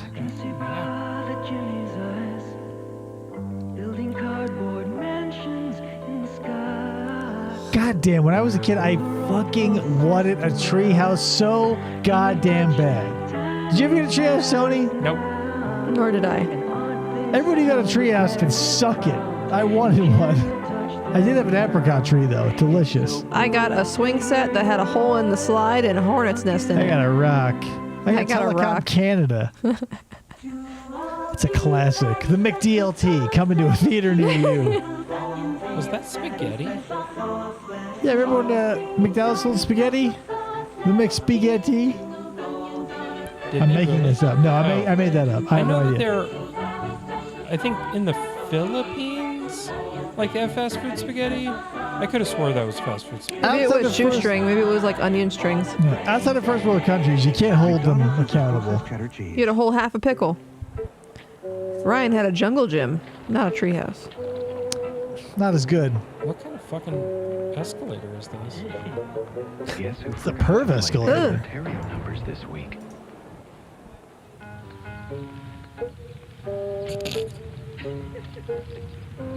Hey, stranger, read my Your newspaper. Ontario numbers may come up That was the axe murder from Last Action Hero. every I week. think you're thinking of Jolly Bee, Tony. They got fast food spaghetti and fried chicken. The Cajun Cook. Oh, What's his name? Oh, I love watching this show. cooking shows, Bob Ross painting. There are so many things that, like, if done right, are so. Spend a little time home alone. with They're Justin comfort Wilson food. It's like for eating Louisiana something that you can cooking. eat until you At explode. Fun fact, McDonald's had spaghetti regionally in the 80s and 90s. Yeah, and pizza and hot dogs at some point too. Oh, that's weird. I even had the McDonald's, not McDonald's, the Burger King hot dog. Sunlight liquid laundry detergent. Not bad, but like Now, it was as like, you who might cares? It'll I get like your their chicken whole fries. wash fresh and bright Yeah. and clean. Sunlight clean. And because it's sunlight, I it thought won't Sunlight cut was you the dish shirt off your detergent. back. Yeah, New clean your Sunlight Laundry clothes as Liquid. clean as your dishes. Stubborn It'll knock lasagna your stains in your socks. Goodbye. McDonald's sells lobster rolls in Maine. I would try it. Bullshit. They're probably like frozen, not fresh. And like Gross. D quality. Pause this really quick. When I was a kid and like Halloween would roll around, I would run this up your flagpole to see if it was like something you did or you're aware of. But like when you were eating all your Halloween candy the night of and every night subsequent, I always went to the Kit Kat when I needed a palate cleanser because it was nice and airy. Like if I was getting too heavy in the Baby Ruths or the Snickers or the Milky Ways or whatever. Mine was Whoppers. I would, anything airy, but I feel like Kit Kat was a solid, like, because you could do it in 2 bites. You bite and fill both sides of your mouth with that airy goodness and sort of cleanse the palate. But yeah, anything airy would work. I see where you're coming from. I did not do that. It would only apply to you if like the heaviness of the sweetness became a thing. I don't think we were able to have that much candy. Oh, I was not. No. That night I would need a palate cleanser. I'm not saying this behavior was sanctioned or it was under the supervision of any higher power. But when I would, that's how I would. I don't know. Like that's the thing. If you get too much volume of something, it can be like I'm turned off by it. So and that's how addicts keep their fix going. Is they turn up the volume a little higher each time so they can whatever. And that's what Kit Kat was. It was like my Buffett or drug where I go, okay, I want to eat more candy, but this is getting too rich for my blood. Throw some Kit Kats in there. It's mostly air. It's wafers. It's fluffy. You go, what am I doing here? Then you dive back into the good stuff. Are Kit Kats wheat or are they rice? Who knows? Ryan, tell me, because he just came up with, you want a crazy indulgent treat? Take 2 whole Kit Kats and put peanut butter between them and eat it like a sandwich. I want to do that, but I don't know if there's wheat in Kit Kats or if it's rice flour or rice. That feels a little too much for yours, truly. I see where you're going with that, but yeah, like in the old days, sure. Would have ate it like a fucking sirloin at a sizzler with a knife and fork. I'd eat it now. If it wasn't, if there was not wheat in the Kit Kats, I would eat it now. Because I don't want to die. Here's something. Diarrhea. Yeah, I don't want that. We need to share.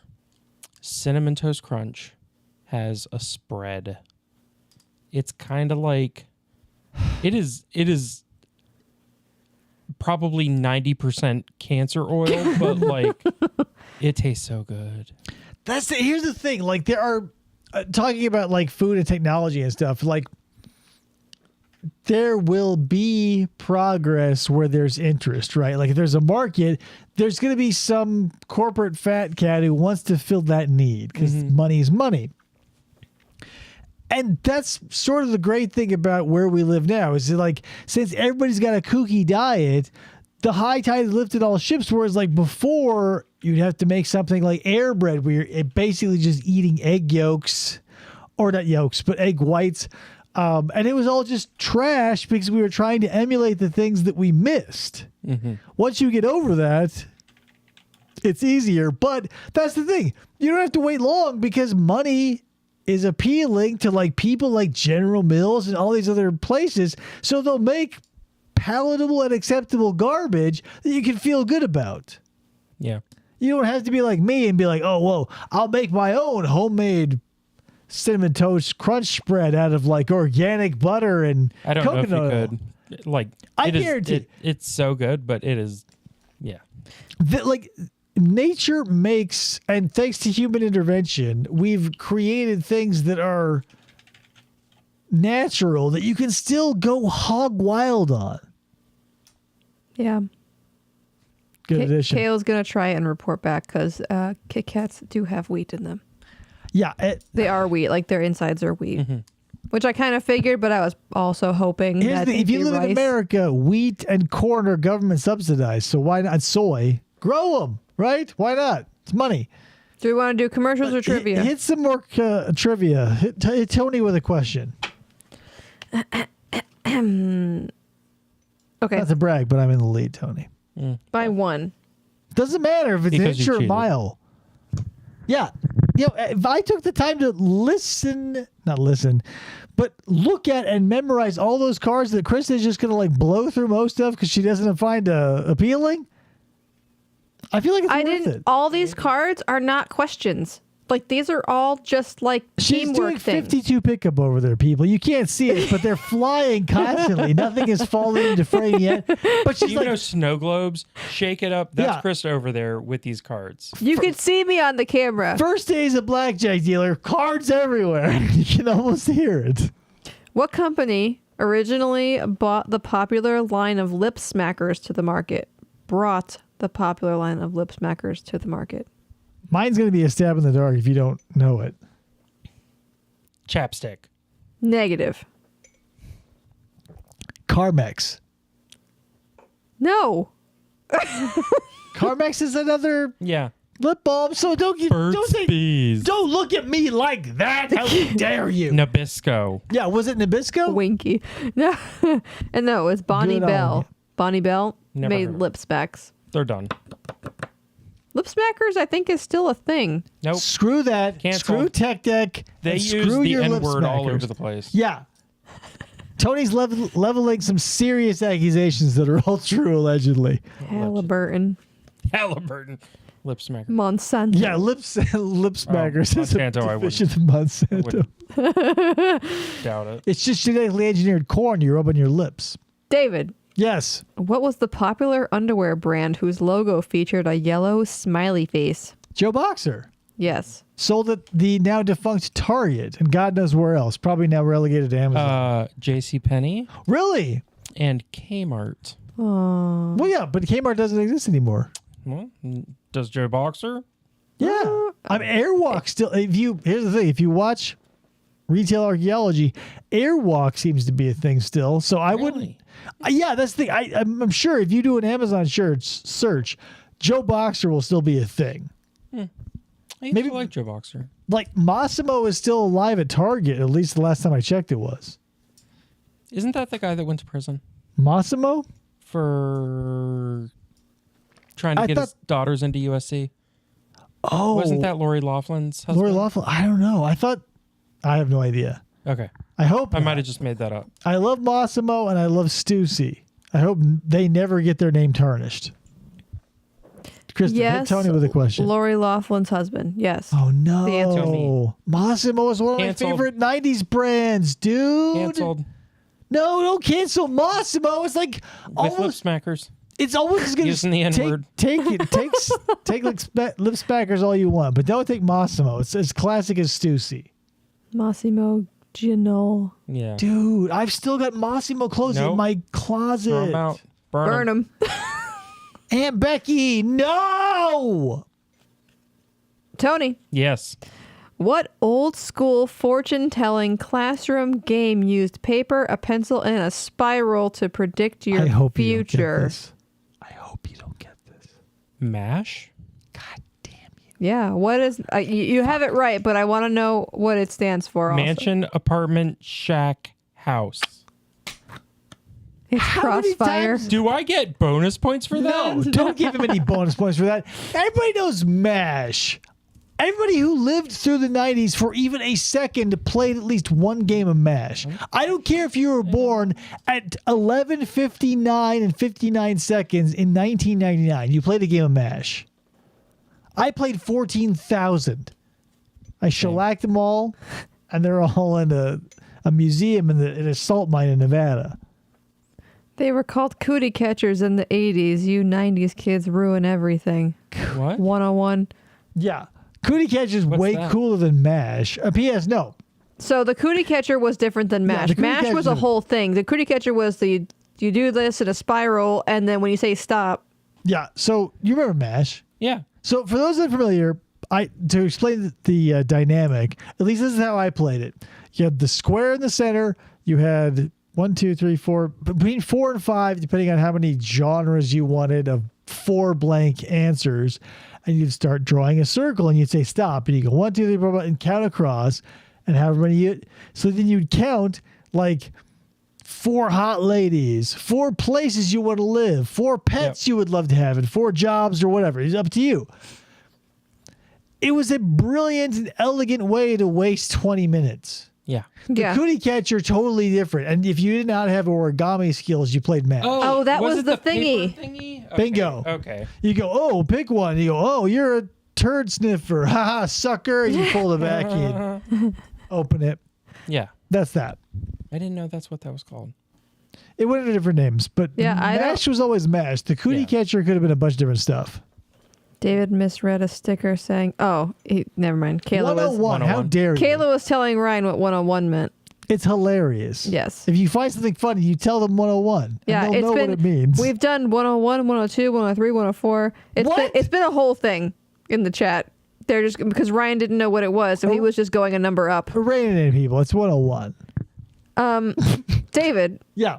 What does it mean if you go the full Monty? You're totally nude.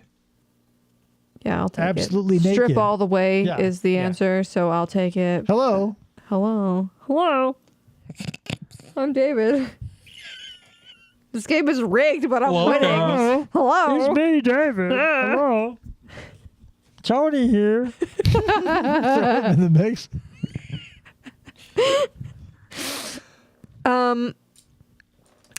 Tony. Yes. What shocking thing did Felicity actress Carrie Russell do that caused a dramatic drop in the show's ratings? This is bullshit. I've never seen Felicity. So. I have never, but I know this answer. Cut her hair? Yeah. Thank God. When she cut her hair, people lost their goddamn minds. Is that why Rachel couldn't cut her hair on Friends? Probably, because, like, seriously, I had busted on teacup. I had no Felicity expertise or experience, but when she cut her hair, even I felt. Show? Yeah. Okay. Totally. Woo.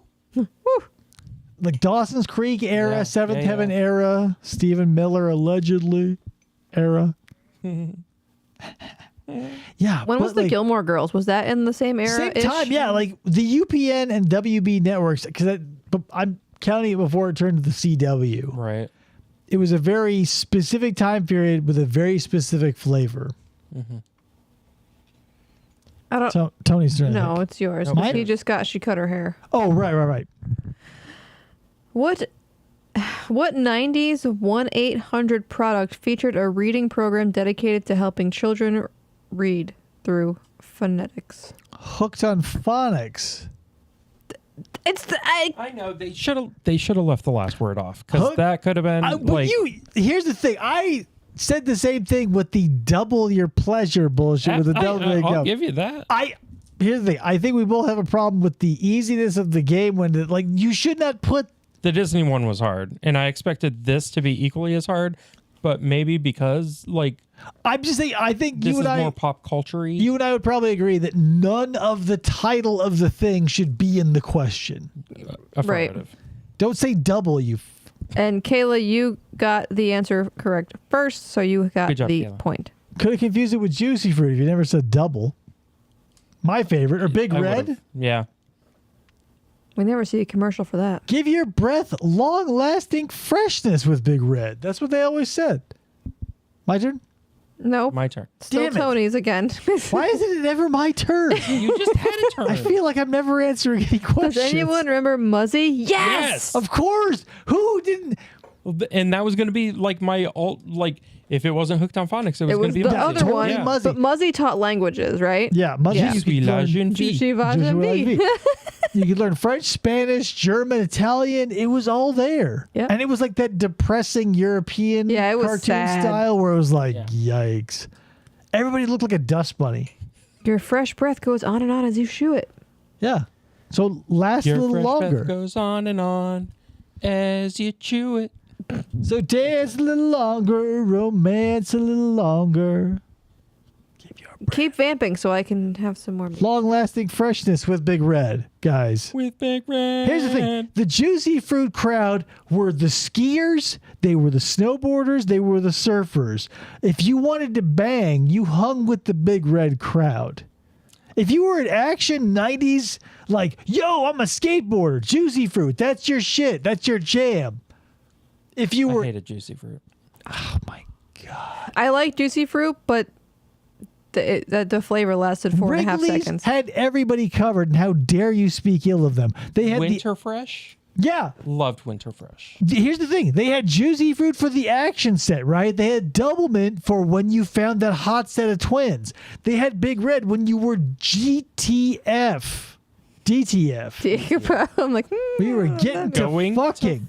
When you were going to fuck, you got Big Red. Kayla's a Trident chewer, not that anyone's asking, she says. Trident's okay. I thought that Dentine's was for okay. old people. Sorry, Kayla. Here's the My thing. grandmother always had extra in her purse. Right. Extra was for old people. Winter Fresh also for the less exciting crowd. You weren't skiing with Winter Fresh. Because you were already wintering. You were wintering in the freshness of your own gum. What's the score? Who's winning? Who's winning? Who's winning? David probably has still up by 8. one. Tony has 6. What? It's Blasphemy. the 90s, bitch. You do not step to me in this arena and talk to me about Blasphemy. 90s or the Ninja Turtles and step away a winner. I'm a great big league chew man, says Grape. Ryan. Okay. The grape one or great? Grape. Okay, grape. You can be a great I big dig league it. chewer, so don't I like grape gum. I don't like grape flavored things. Anything Big League Chew. Here's the thing. If you could buy it at a Water and Ice or anywhere you could buy those fart bombs or fake cigarettes, it was a classic. Lemonheads, Cherry Clan. Lemonheads. Hot tamales. Hot tamales. Yo, the Just Born Company who bring you everything Good from and Mike Plenty and Ike's. Good and Plenty is trash. Wasn't down for that, yeah. No, Good and Plenty is for like Depression era survivors. Yes. But if you like a Mike and Ike, I get that. If you like a sour Mike and Ike, I really get that. But hot tamales, I would develop a diabetic coma for. Yeah, they were good. Thomas says, I had the nondescript clear sleeve of colored gumballs and got blown twice a week. You got blown for that? Twice a week. Here's the thing. Let me tell you a quick story. Did we just swing back into TCAT? I don't think I want to know Dave's opinion on Junior Mints. Yeah, you can hear the decoy from behind the curtain. I've got a translucent sleeve of non-specific gumballs on the counter next to the sweet tea. Help yourself. But here's the thing. So you know how in school days they'll have like magazines or cookie dough or whatever. In junior high, I won some gimmicky door prize because I entered a contest. But moral of the story is I won a 3-foot candy cane that was like clear plastic of gumballs. Oh. And I was like, whoa, like I can't believe it because I never won anything before. But I'm also the type of guy who doesn't turn down like a request. So from like junior high to home, which was a 1/4-mile walk, I lost half my gumballs because everybody who asked was granted. I mean, reasonably speaking, that was probably a prudent decision. Right, like I was fine because I was living high on the hog. You I was still like had 2.5 feet of right. gumballs. Right, I still had half the gumballs, and I was like, these aren't like you said, they were bottom of the barrel, like the kind you buy at the dollar store to put in your gumball machine that takes pennies. Yep. So I was like, but that's the thing. A windfall like that, but here's the thing, it put me in mind of another thing. When I was in, not junior high, but elementary school, same sort of bullshit where somebody had gained some candy or gum or something, and everybody had swarmed them like, oh, give me some. And they were just handing it out like crazy. So I was like, oh, I don't know this person, but I'm going to get me some of this shit. So I snuck in under like the clothing racks of a Ross, right? And I stuck my hand up and I just waited. And everybody got a piece of candy except me.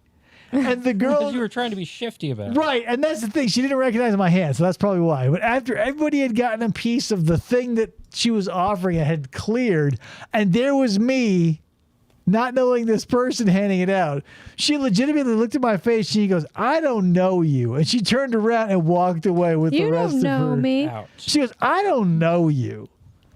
And left. And I was like, God damn it, you're right. She didn't know me, and she saw right through the fact that my hand was attached to my body and she didn't know me. Thomas says, you were the rich landowning gentry who was gracing the filthy masses with your excess gumballs, David. You were a king for a season. Right. Yes. And the season lasted exactly from 3:30 to about 4 when I got home and no one could ask me again. Ryan Maxwell says, gotta bounce. I have an early morning and a big day tomorrow, so I'm calling it an early night, but never forget, the shoe fell off. Never fell off, Ryan, but don't worry totally about fell that. off, Ryan. Thanks for watching. Bowling Gate is a conspiracy, but thanks for showing up. Shoe fell off. We'll have Tony review the footage and come back on the show. I don't know if I can handle the pressure. We need an impartial viewer. You feel like the right type of person. Okay. Because I feel like you're the type of man who can identify a shoe, a foot, and whether one is removed from the other. I could probably do that. It's not hard. I feel like common sense would tell you his shoe never left the foot in any realistic capacity, but naysayers will say otherwise. My video is pretty good. It shows there's bullets and there's the whole thing. It feels akin to the Mothman. Oh, get out the Ouija board and ask Wolin. The only way to settle it. Let's do it. No, Ouija boards weird me out. Like, I'm not superstitious or weird spiritual or whatever. Do you think the Parker brothers are witches? Yes. Or warlocks? Yes. Or is it Milton Bradley ones? Here's the thing. It would like the Ouija board is about as scary to me as the Monopoly board. I can make a resin one. Then you have to call it a spirit board. Because here's the thing. The more you say Ouija, the more you endanger us legally. Because Ouija is owned by whoever. Parker brothers? Doesn't matter. We have to say it properly, though, for it to count, right? A Ouija? Yeah, well, you just ruined it. Now we're going to be canceled. Yeah. Just like the N-word. We're just going to get shut down. Whoop. Not big enough to be canceled. Well, how many questions have we done? I don't know. Should we watch more commercials? How long have we been going? What time is it? Where are we? It's 9 o'clock. Don't mess with the Monopoly board, David. That's bad juju. Right, but it doesn't come with a planchette, so chill. It comes with get out of jail free cards, which are non-transferable, decon. Let's watch some more commercials.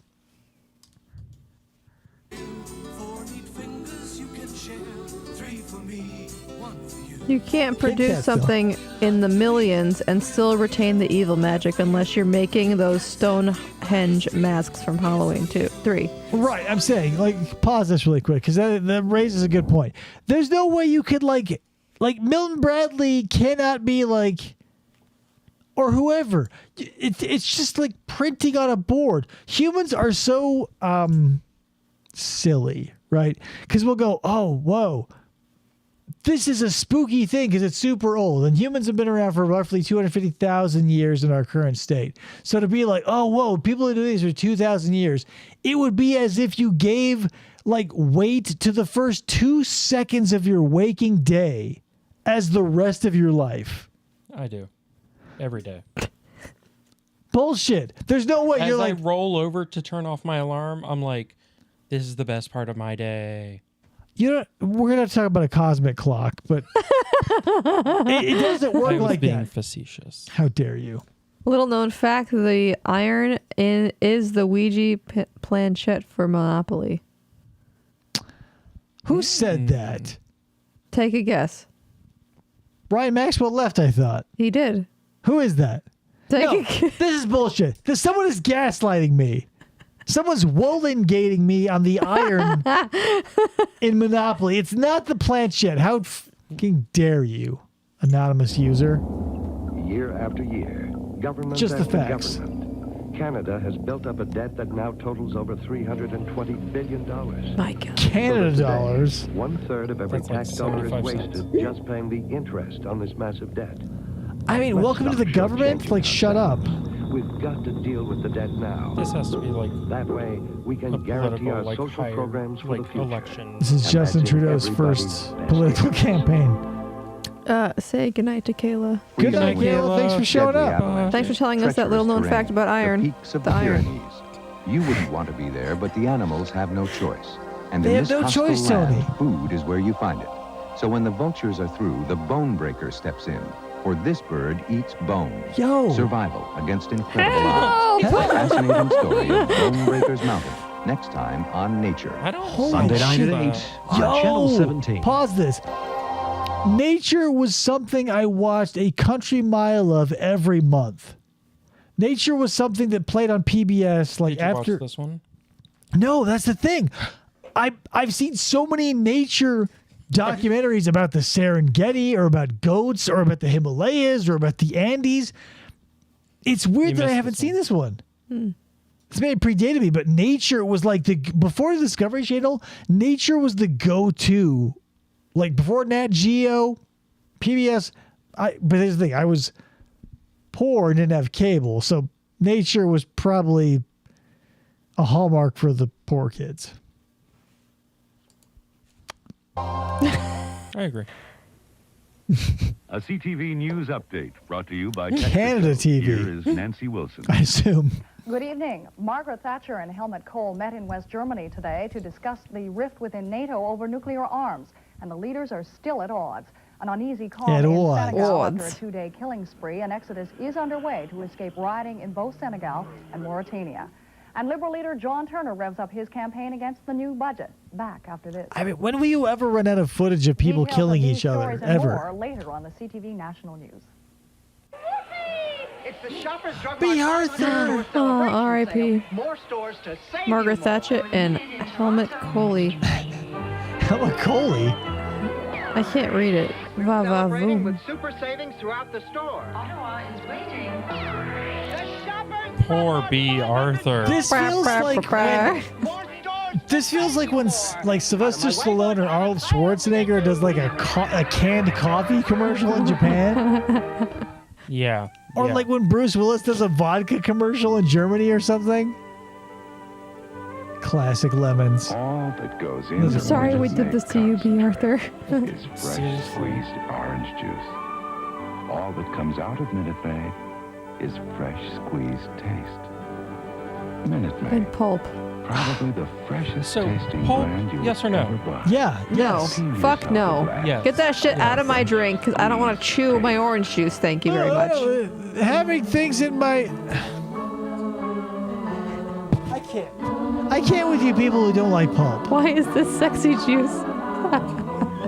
It was being poured pretty sexy. Yeah. Orange juice, like, pause this really quick, because orange juice is one of those things where, like, I've not looked into this very deeply, but most big orange juice producing companies, like in Florida or whatever, will juice all their oranges and keep them in like silos for months. Yeah. That's weird. It's weird, right? Yeah. Because, like, I mean, but here's the thing. I don't know how they keep, because, like, Simple Truth or Simply whatever, like, their limeades, lemonades, and orange juice still taste like this shouldn't be a touchstone unfamiliar to anybody, but, like, squeezing your own lemons or limes or oranges, it still has that same flavor. So whatever wizardry they're using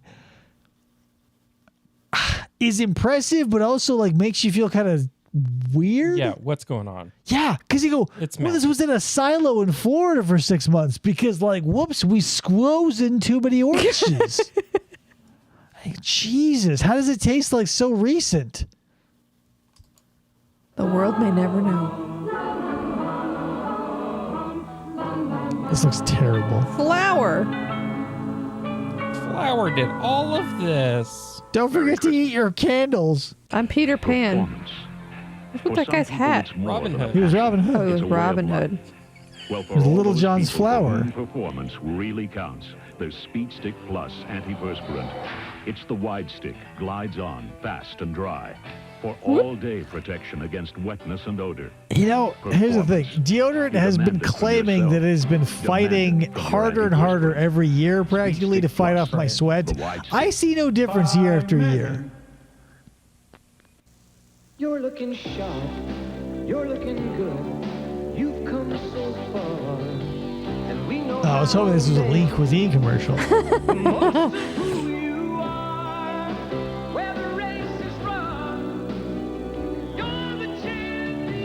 You've got a smooth face. The best a man can get. Here's the thing. They good, don't they? But yeah, totally. Pause this really quick.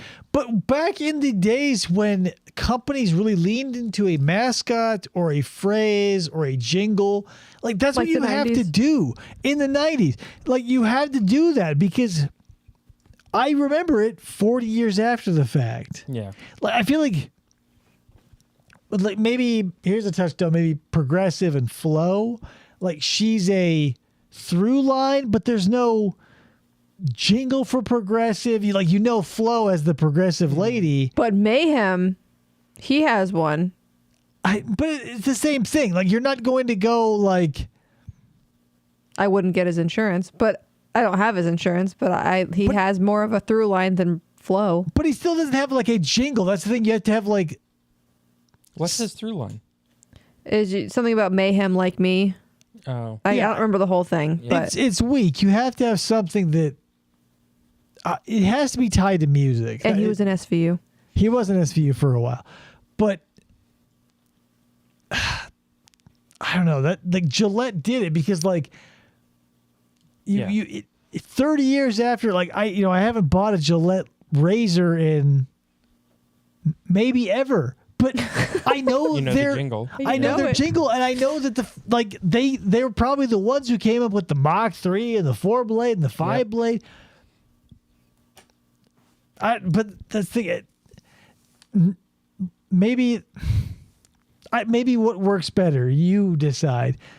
A long-lasting jingle or character versus like what Geico did in the early 2000s, where they had like just a blunderbuss of commercials, where it was the gecko, the caveman. It was like the weird music video that would. I don't know. I remember Gillette, but Geico, I go, which campaign, and also who gives a shit? Thomas says there are 3 or 4 times a year I'll scream that old Always Coca-Cola song at myself. Whenever there is school, there will always be homework. Whenever there is cool, there will always be Coca-Cola. That's all in caps. It's true. It's got a point. Tender flake, baker's man. Bake me a pie, the best one you can. What? Make it tender and flaky. I don't like the word tender anymore. Fresh from the oven for Tommy and me. Look, Tommy, it's fresh out of the oven. Don't touch it. Ow! Tender flake lard for pie crust Lard. is as light and flaky as Lard can is be. good though. Nothing It's not makes it flakier. Tender flavor instead of shortening every time. Every time. You need animal fat in your diet. Like, I'm not saying it's bad. I'm just saying, like, advertising for it is like... Time to die, Tommy. It's like Crisco shortening. Be like, what is it made of? Or lemon lime palm olive, soft on hands while you do dishes.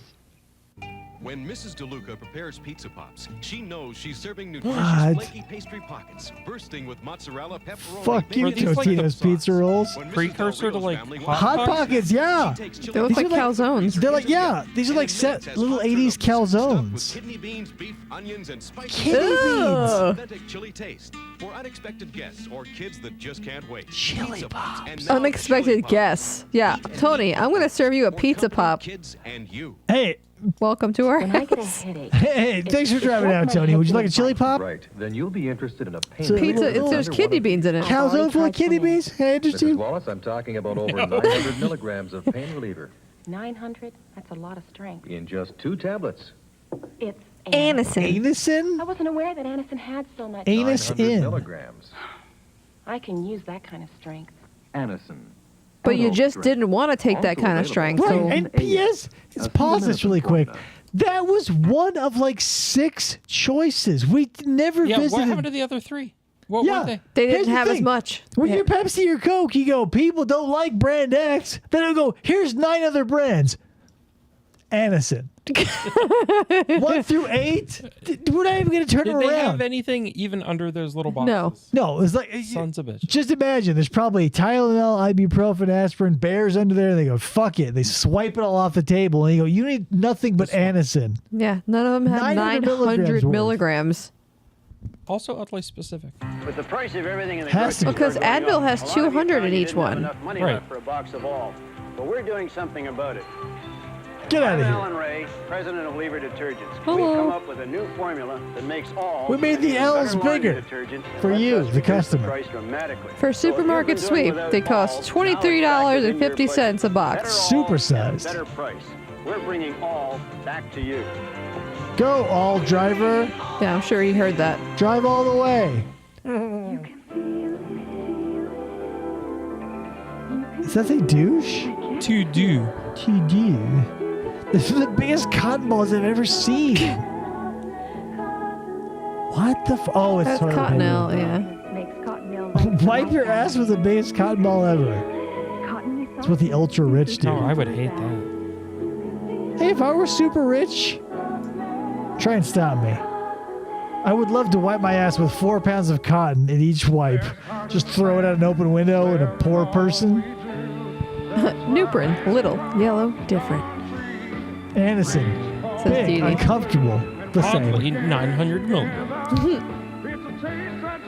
Come on down to Quebec. It's like the Team America guys singing. Right. America! I mean Canada! God. The end. Canada. Where does it make you glad that you came in? Oh no. I'll tell you where my happy ending begins. At the beginning of the end. She's unshampooing his hair. He looks worse. I think that's the point. It's in reverse. Everything's backwards. Look at my hat. It doesn't even fit. Canada, you look suckier. Happy endings begin with a happy beginning.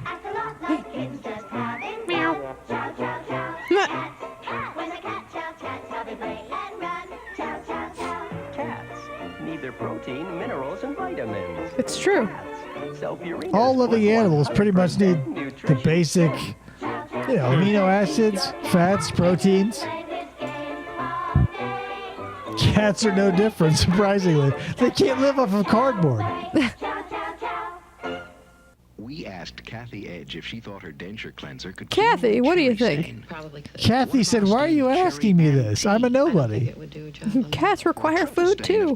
Look No how cat big left her behind. dentures are, Tony. Then watch extra strength Efferdent. Those are huge. Those teeth go all the way up above her eyebrows. That's one hell of a bite. Look at that. That's Jim Carrey in the mask.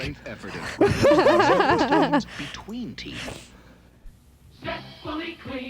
Kathy, your husband died in Vietnam. What do you think of this Stardent or Efferdent?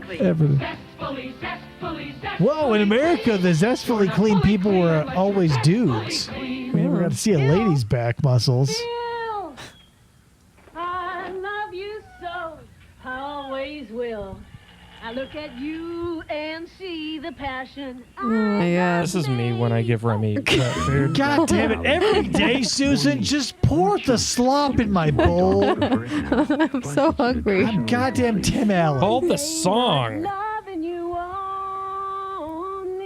Kill me. How did they get the licensing for that song? You can cover a song for nothing. Well, job's all done. Your home's better than you. No. This is worse than new. Renovating. The way to make a small house big and very, very Ew. dirty.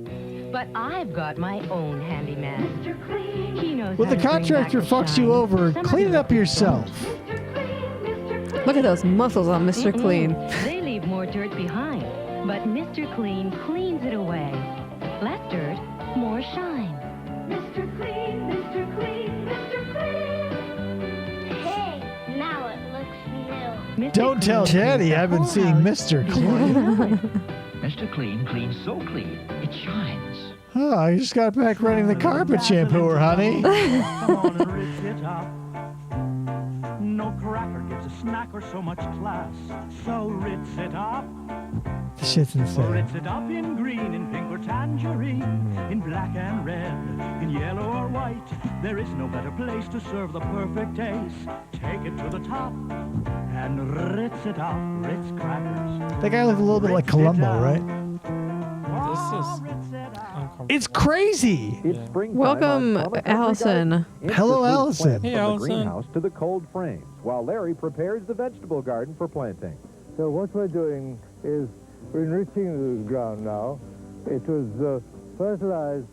Sorry, it's after 11:30 and he's already had 6 cups of wine. For real. Can we get someone a little more articulate out in the garden? Just behind the hedges. We got a drunk Englishman who's going to stand in a barren field talking about growing squash coming up in at 7.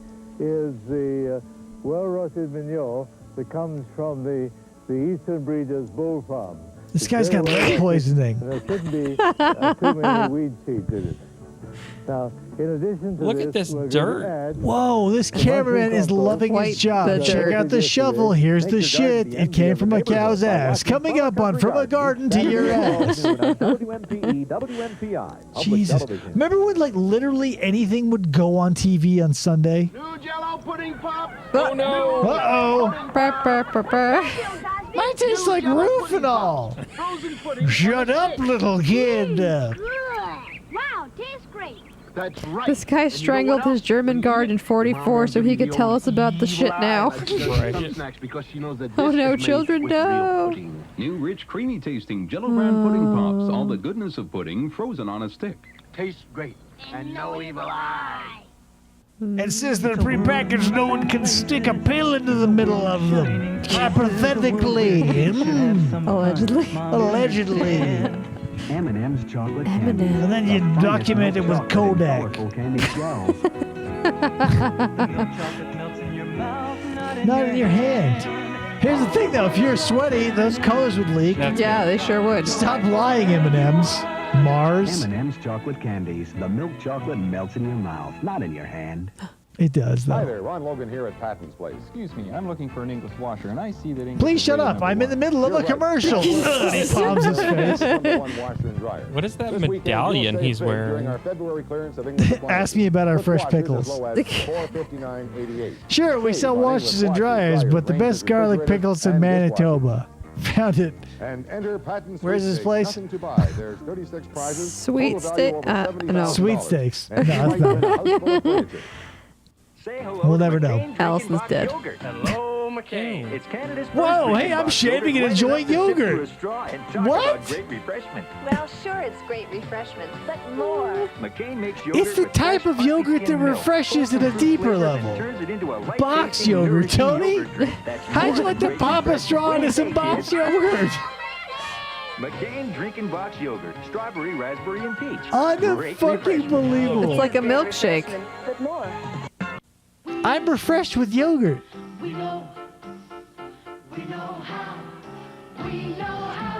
Yeah, not for nothing, but like during Shrimp Fest, I would eat my weight in scampi. Back when they used real butter. $7. That's fucking $2 for a kid. Did we say shrimp?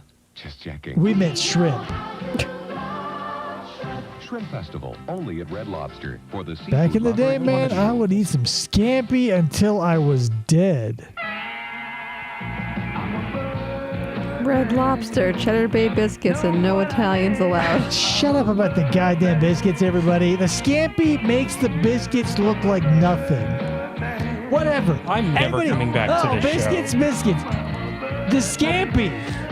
We're done. We're done. I like their biscuits. They're fine, but the scampi. Yeah, I get shrimp is good. I enjoy shrimp.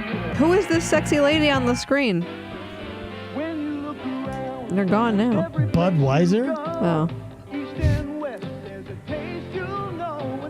Hey guys, it's Christmas. Who brought the 24-pack? How else are we going to deal with Grandma and Grandpa's racism? Whoa, blue light? This is crazy Canadian stuff. Yeah. Look at the guy's hat. And like full fur coat. Hey, pass me a Labatt. And a cold burger. Come on. New omelet McMuffin. Hold on to a great new taste, an omelet you can hold in your hand. With your face. That's right. That was You're better. kidding. You can put stuff in between things and make some sort of sandwich? Really? Yeah, ham or bacon with melting processed cheese on a buttered toast. Process. You got it. This is a process I can get behind. Susie. Oh, Susie Q. Why aren't these dog food people constantly singing to their dogs and torturing them? Hello, C&J Dev. What's up, CJ Dev? Great time to show up. Dog food. Dog Plus, it's nutritionally complete. I like the way you walk. I like the way you talk. My Susie Q. Dog food for people suffering from OCD. Yeah, I still question Roland. why they're licensing music. The 1983 model closeout sale is on now at Eastern Sales. I would change out of those clothes first, man. On a car or truck you want. Choose luxury, choose Who remembers the Chrysler K car? He shouldn't have driven through that water. His car rusted immediately. It was a Chrysler. Isn't on the back of your car, you're probably paying too much. Remember Plymouth? How do you not remember Plymouth? Come on, guys. Marvin Stickmore was in charge of free fancy frills for Toyota trucks. Marvin's job was easy. The cigarette lighter. Many free frills. Toyota doesn't have to. One day Marvin Stickmore Back when they sold trucks that were like small and you could park places. up to $850 in free options. Which brings us to this very special Which is a lot for now, so don't give me that. 4x4 Toyota trucks. But you better hurry. because Marvin's not in charge of free frills anymore. He's been fired. They threw him into the shredder in the back room. At Pontiac Buick GMC, some specially ordered brand new 1983 Firebirds. All of them truly wicked, especially equipped. Who still exists from that? Pontiac doesn't. Buick still does. Oldsmobile left. Saturn's gone. CNJ Dev says, why does the Toyota auto worker look like the Dunkin' Donuts baker? Yep. Yep. You gotta wake up and make the Toyotas. When it's approaching high noon, we'll be waiting for you for the mother's personal pizza for lunch. What? I don't see a woman anywhere. Or pizza. Here comes a mom. Rich and delicious. And if it's not at your table in 5 minutes, you get your next one on the house. How can you even guaranteed. cook in 5 minutes? Come home to Mother's for a personal pizza. Oh my God, look at that lamp. There's no one faster or better. Whether you garden in the steamy south, the arid west, or the chilly That north, was us. the Victory Garden can Shout help out you to get the most west. out of your gardening. Each week we'll give you practical how-to help with your vegetables, flowers, lawn, and landscape. And we'll share ideas for your yard. Boring. From the What happens if it rains in the saloon? country. So tune in every week to the Victory Garden. Pizza's ruined, I Victory guess. Garden offers tips on lilac growing this afternoon at 12:30. Hi, this is Henry Shannon inviting you to stand by for the thrill of a lifetime. It's the Back when things were biggest less band thrilling. spectacular in the world. Have you ever seen a band this big? It'll blow your fucking mind. Hey, marching bands are pretty cool. Yeah, the last time I saw over 20 tubas, I shit my pants. I said, that's a lot of brass! And then I rocketed out of the arena on a stream of shit because I was so blown away by how many tubas there were. Stand by for a parade eventually. CNJ Dev, this is Canada, I believe. Also available in this exclusive television offer. An accurate And apparently video Scotland. recording of the most Oh spectacular man, get a VHS copy of this shit? Of course. Beta? Yeah, Beta. I want a military pageant on Betamax. The bands of the Royal Regiment of Canada, the 48 Highlanders of Canada, and the pipes and drums of the Toronto Scottish Regiment.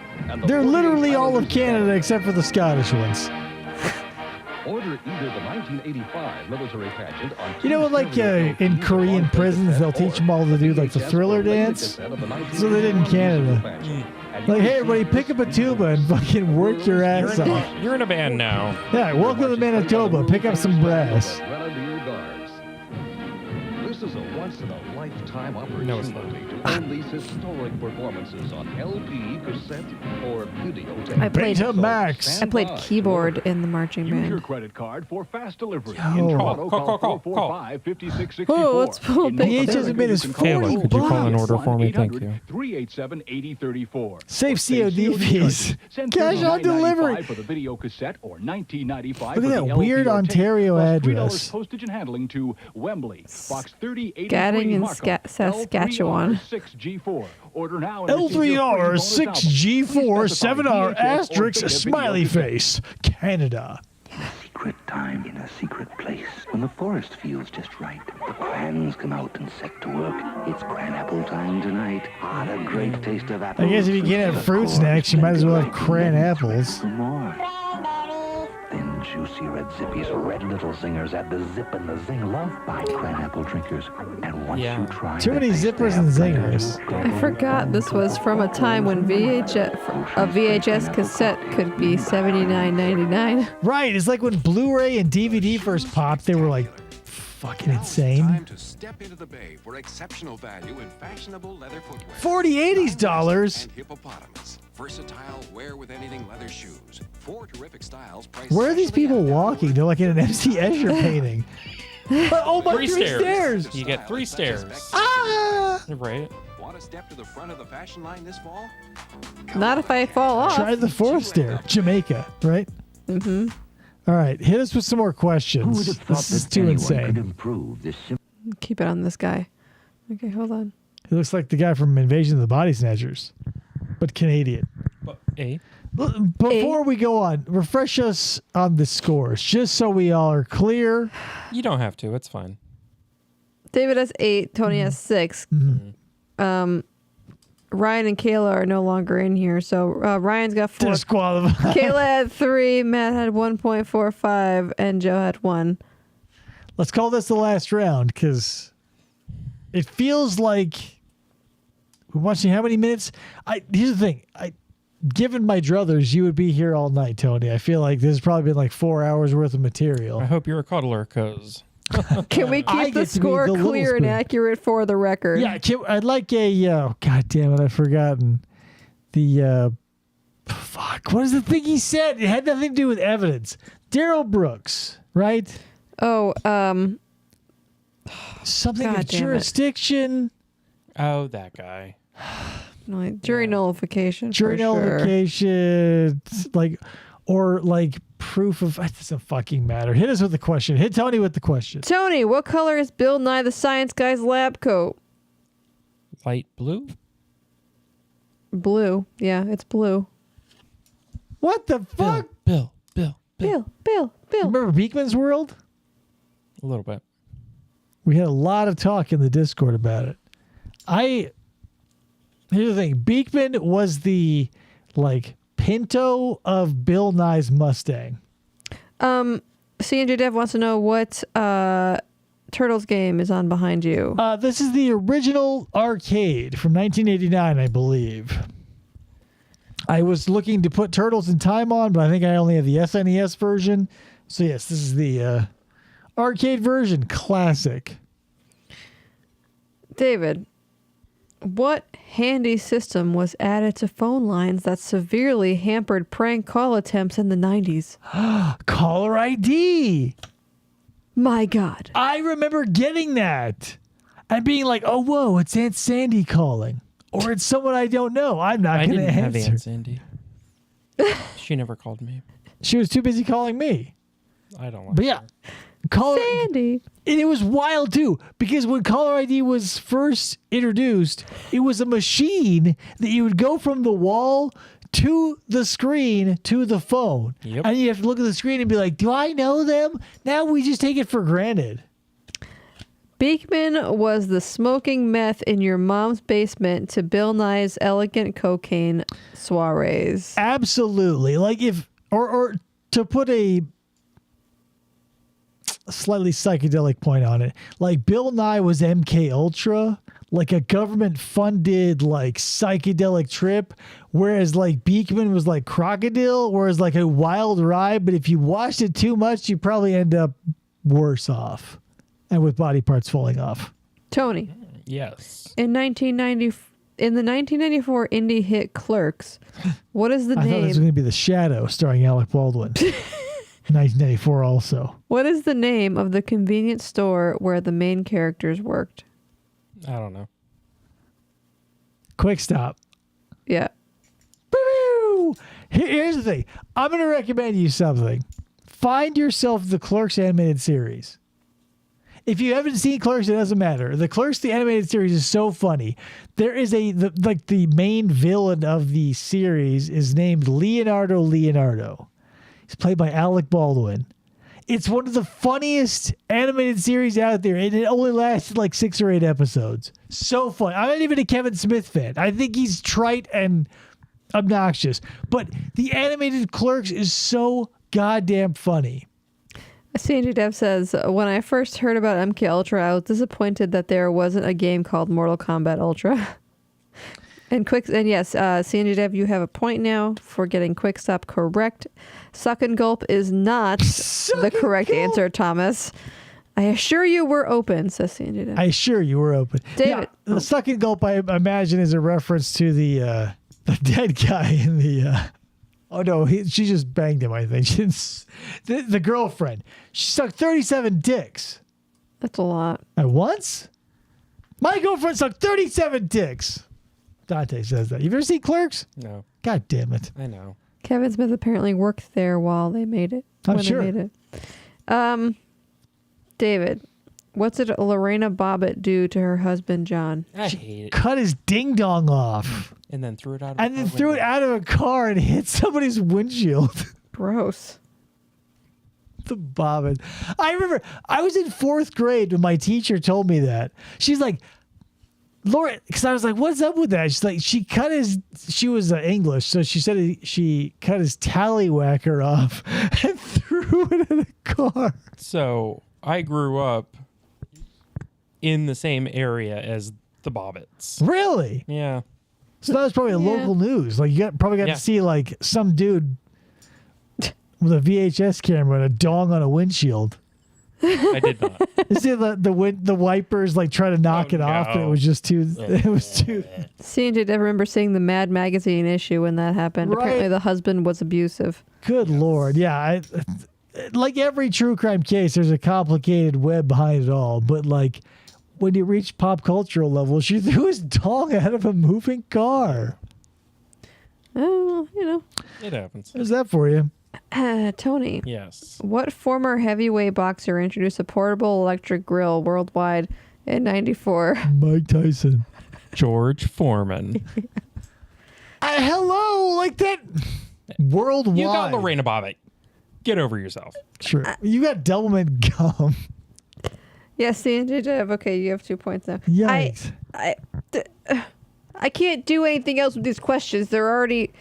I love you for it. It's impossible. Trivia is a mixed bag that is either like insanely hard and obscure or I should have known Clerks, but like that wasn't my right. If you don't know my vibe, that's the thing. Yeah, no biggie. M. Bison.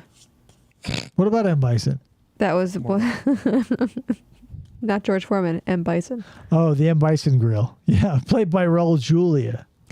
David, what ingredient did Professor Utonium accidentally add to his concoction of sugar, spice, and everything nice in the Powerpuff Girls? Wasn't it like ingredient X or chemical X? Yeah, chemical X. I wouldn't have known. I was not a Powerpuff Girls fan, but like sometimes when Nickelodeon was on, I was out of the room and Ren and Stimpy was over. He said sugar, spice, and everything nice. So there was always the same thing, be a chemical X. Mojo Jojo. I mean, whatever. If you like C&J Powerpuff Deb, Girls, man. good for you. C&J Deb's gonna beat the typing square out. He's got 3. Kayla had 3 and she left. Ryan. In studio, I still got it on lock. That's true. David has 12 and Tony has 8. This is a shutout. It's like this is almost time for the slaughter rule. Hey, be nice. You didn't know Clerks. Vega, Balrog, and M. Bison switched names so Mike Tyson wouldn't sue Capcom. Really? Because Vega was the guy with the claw.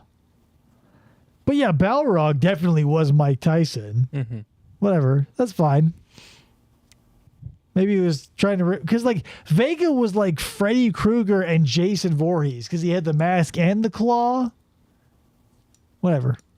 Tony. Next. What was the forbidden dance that sprang up in the 90s? Unbelievable. The Lambada. Bullshit. Ask me a question about the Birdcage starring Robin Williams and Nathan Lane. Honestly, you would probably know it more than I would. I love that movie. Yeah. It's very gay though. What's his name? Hank Azaria's in it. Mm-hmm. He can't wear shoes. When he wears shoes, he falls down. It's fucking hilarious. David, on the show Blossom, what is Blossom's ditzy best friend's name? Oh my God. Damn it. AJ? No. No. Dee Dee got it. Dee Dee's on the board. Tony might get it. He looks like he's thinking. Who's Blossom's friend? It's not Joey Lawrence, I can tell you that. I just, like, mine was a Topanga. Topanga. I was just looking at, like, what is it? Classic. 6. Oh, damn it. 6. I was going to say Max because I was thinking of Max.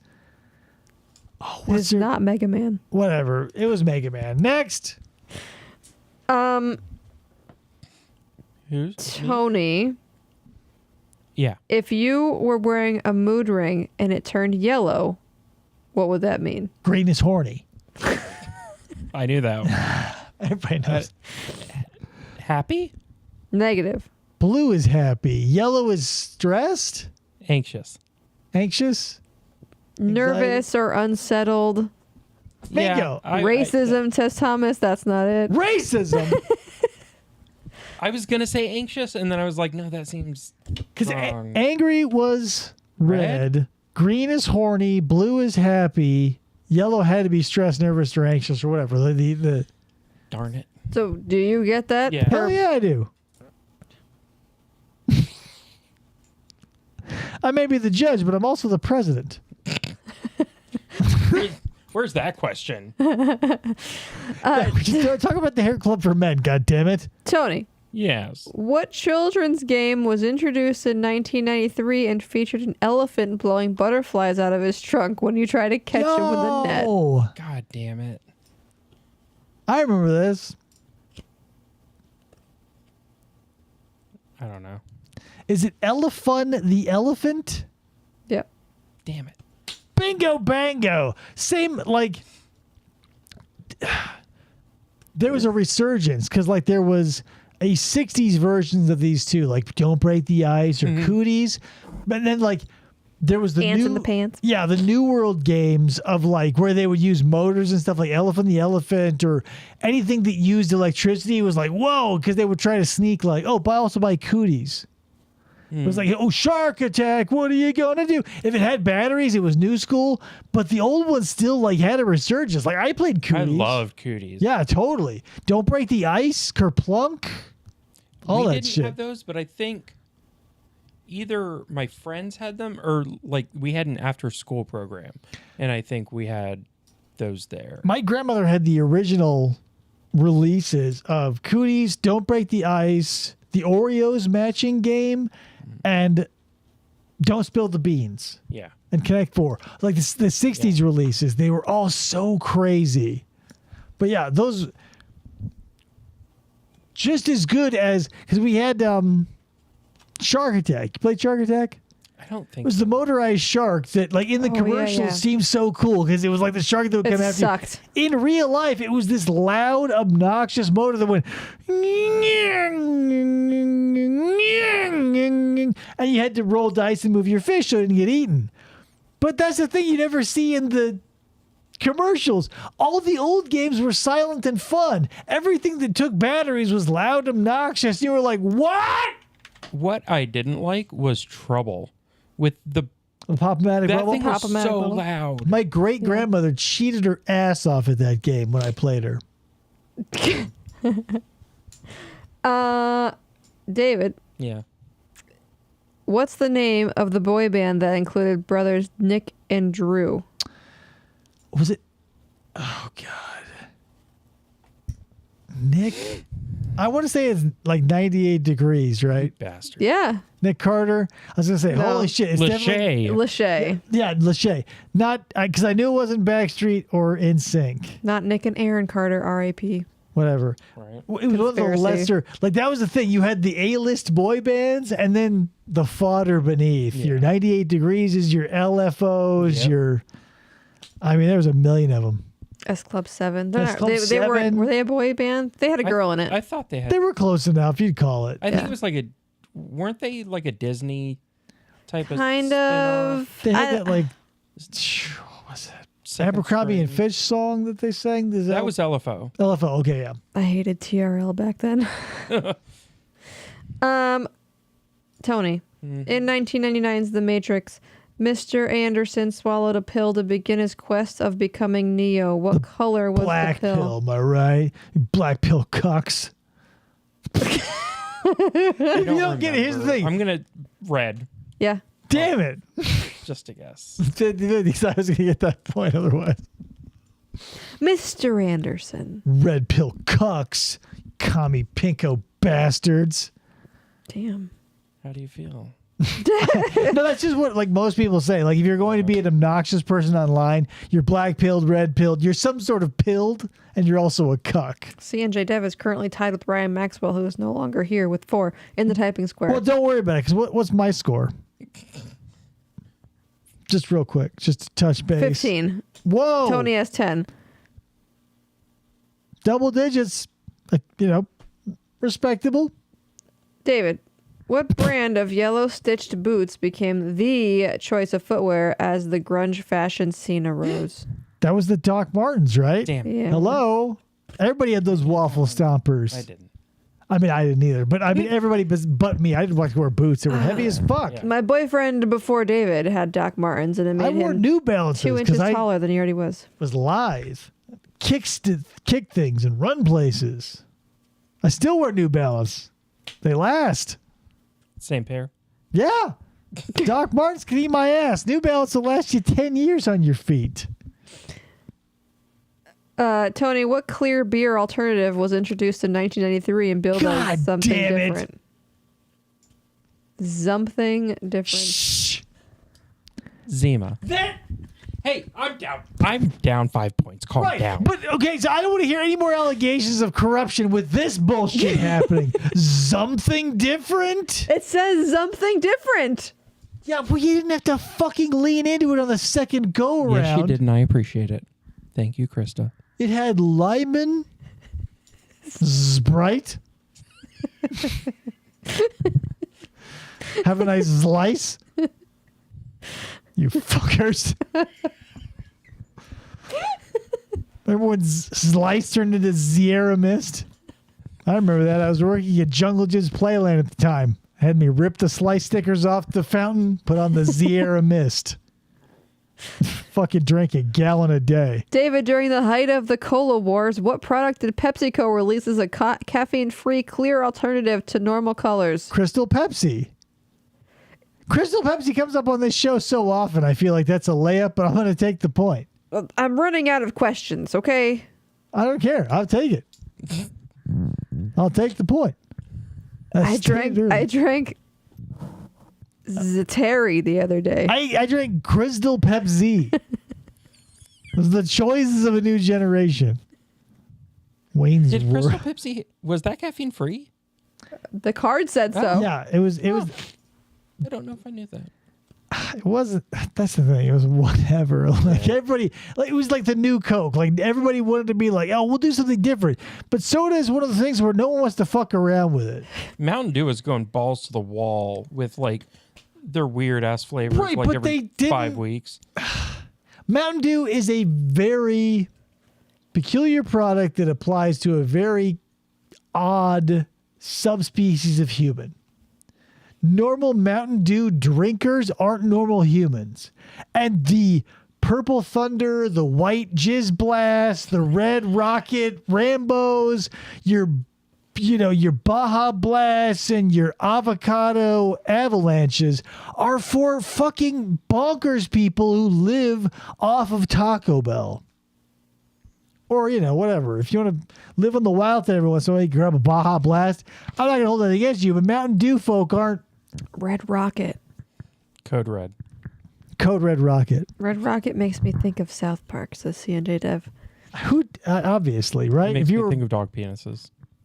But it's tied to the No, dog South penises. Park. Right. But the South Park reference dog is a dog penis reference.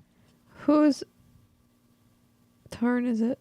It's Tony's turn because you got that, then you got Crystal Pepsi. Yep. Known for its wide leg jeans, what does the clothing company Jinko stand for? Oh, shit. I didn't even know what it stands for, and I wore the shit. For us, by us. Jeans and Company. Judge none, choose one. Stupid. That's like for us, by us, though, so I get it. Yeah, Janky Nerd Company. Janky Nerd Company. Also an acceptable answer. I miss those jeans, dude. I would look ridiculous in them now, but they were so fun to wear. What was the name of the personal avatar used in AOL Instant Messenger that became a hallmark of instant messaging? Clippy? I don't know. No. I don't know. No clue. It's the Buddy icon. He's the little yellow guy. Right, I didn't know he had a name. This is Buddy. It's like the Discord koala has a name. I don't give a shit. That thing had a name. Yeah, it's apparently the Buddy Whoppy. icon. Yeah, everybody's got a name, but who cares? It was a buddy list for instant messenger. Yeah, your that's what friends it was. list was Yeah. your buddy list. Yeah. But wouldn't. But who paid attention to that? Yeah. Right. Was there a Captain Crunch list? No. Tony, because you called it something, like, why would it, like... You okay over there, buddy? You okay? I meant to say Cinnamon Toast Crunch. Does that make it better? No. I didn't think so. Hey, what coffee company is the best part of waking up? Is this him or me? It's Tony. Oh, shit. Folgers. Obviously. They moved on to the new, like, we ain't your dad's coffee, where it's like, or we are your grandma's coffee. Like, they're leaning into that shit. Have you seen the new Folgers commercials? It's like, fuck yeah, we are your grandma's coffee. And it's like all those, like, art house bohemian grandmas with, like, pink hair, and they're like, oh, I drink Folgers. It's like, I get it. Like, that's weird. Hamburger Helper went from, like, trying to feed a family to, like, hey, you're a college student, this is $1. This other Hamburger Helper in forever. Right? Because it's not the 70s and inflation isn't through the roof and you're not going to college. Fair. Where are we at? Because I feel like we'd have to go on for a very long time for there to be any headway in one direction. David has 17, Tony has 12, and then C&J Dev has 6. What? Well, he beat Ryan Maxwell. So Yes. Take that, Ryan. C&J Dev wins the typing square. One of the Folgers heirs was murdered by the Manson family. Oh. It's wild. Like the amount of like big name products and their ties to true crime are incredible. Like the Coors child abduction, like the Lindbergh baby. The Rockefeller aunt. That might not be real. The Carnegie cousins. Yeah, the Carnegie cousins. Fucking feels so bad for that family. You know, true crime and money. Do they have a correlation? Probably. Sometimes. Maybe not. But that's it. So with a, I mean, I don't want to say it was a foregone conclusion, but as it happened to shake out, I'll retain my crown as a 90s and Ninja Turtles aficionado. But Tony, you put up a good fight. Good night, C&J Dev. Good night, C&J Dev. I appreciate every one of you coming by. Thanks for showing up and watching all these commercials and watching us answer questions. Yes. And yell at me. And yell at Krista. Listen, just start performing at or above standard and we won't have any problems. You read the worksheets I give you every day. Just do them. Yeah, we have a very dysfunctional house, Tony. I give her worksheets about being a wife every day. I can't tell if you're joking. It's separate binders. There's a wife one and a mom one. They're separate. Yeah, it's a front and a back, too. We have a whole bookshelf in the bedroom. It's at least a dozen questions. Front and back. I have a binder. They're right over there. Those aren't actually collector cards. They're not Marvel cards. It's wife worksheets. Anyway, guys, that's how we run our house. Thanks for showing up. I appreciate it. It's been a fun 90s nostalgic trip / competition. Who was the winner again? It wasn't C&J Dev. Yep. C&J Dev, your name will be up once we get the camera back in the regular position. You'll see that name up in lights. Once I'm no longer on camera. Kayla's been toppled.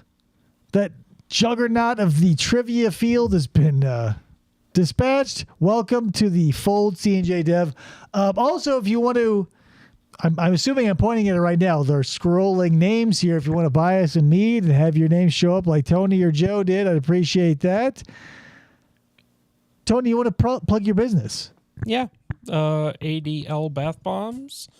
I make and sell bath bombs and shower steamers and lotion and hand sanitizer and beard oil. Bubble bath. Yeah. ADLbathbombs.com.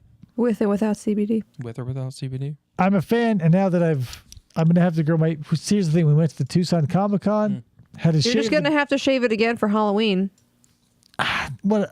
We'll think about that later. I'm not comfortable being without a beard for that long. But anyway... 6 weeks is a long time. As Casey Jones, so I had to cut it off. And now I'm going to need another baseline of beard oil. So... yeah, if you're into that sort of thing, either the beard oil or the bath bombs like Krista is, check out Tony's stuff because it's good and it's local and, local here. If you're outside of the Arizona area. It's a small business.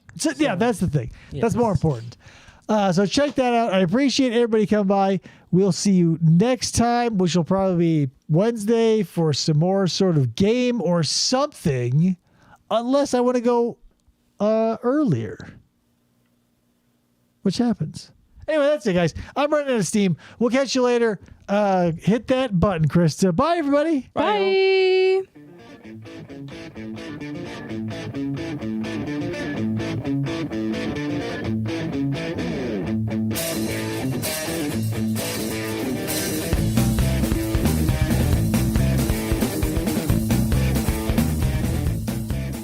For this, try to.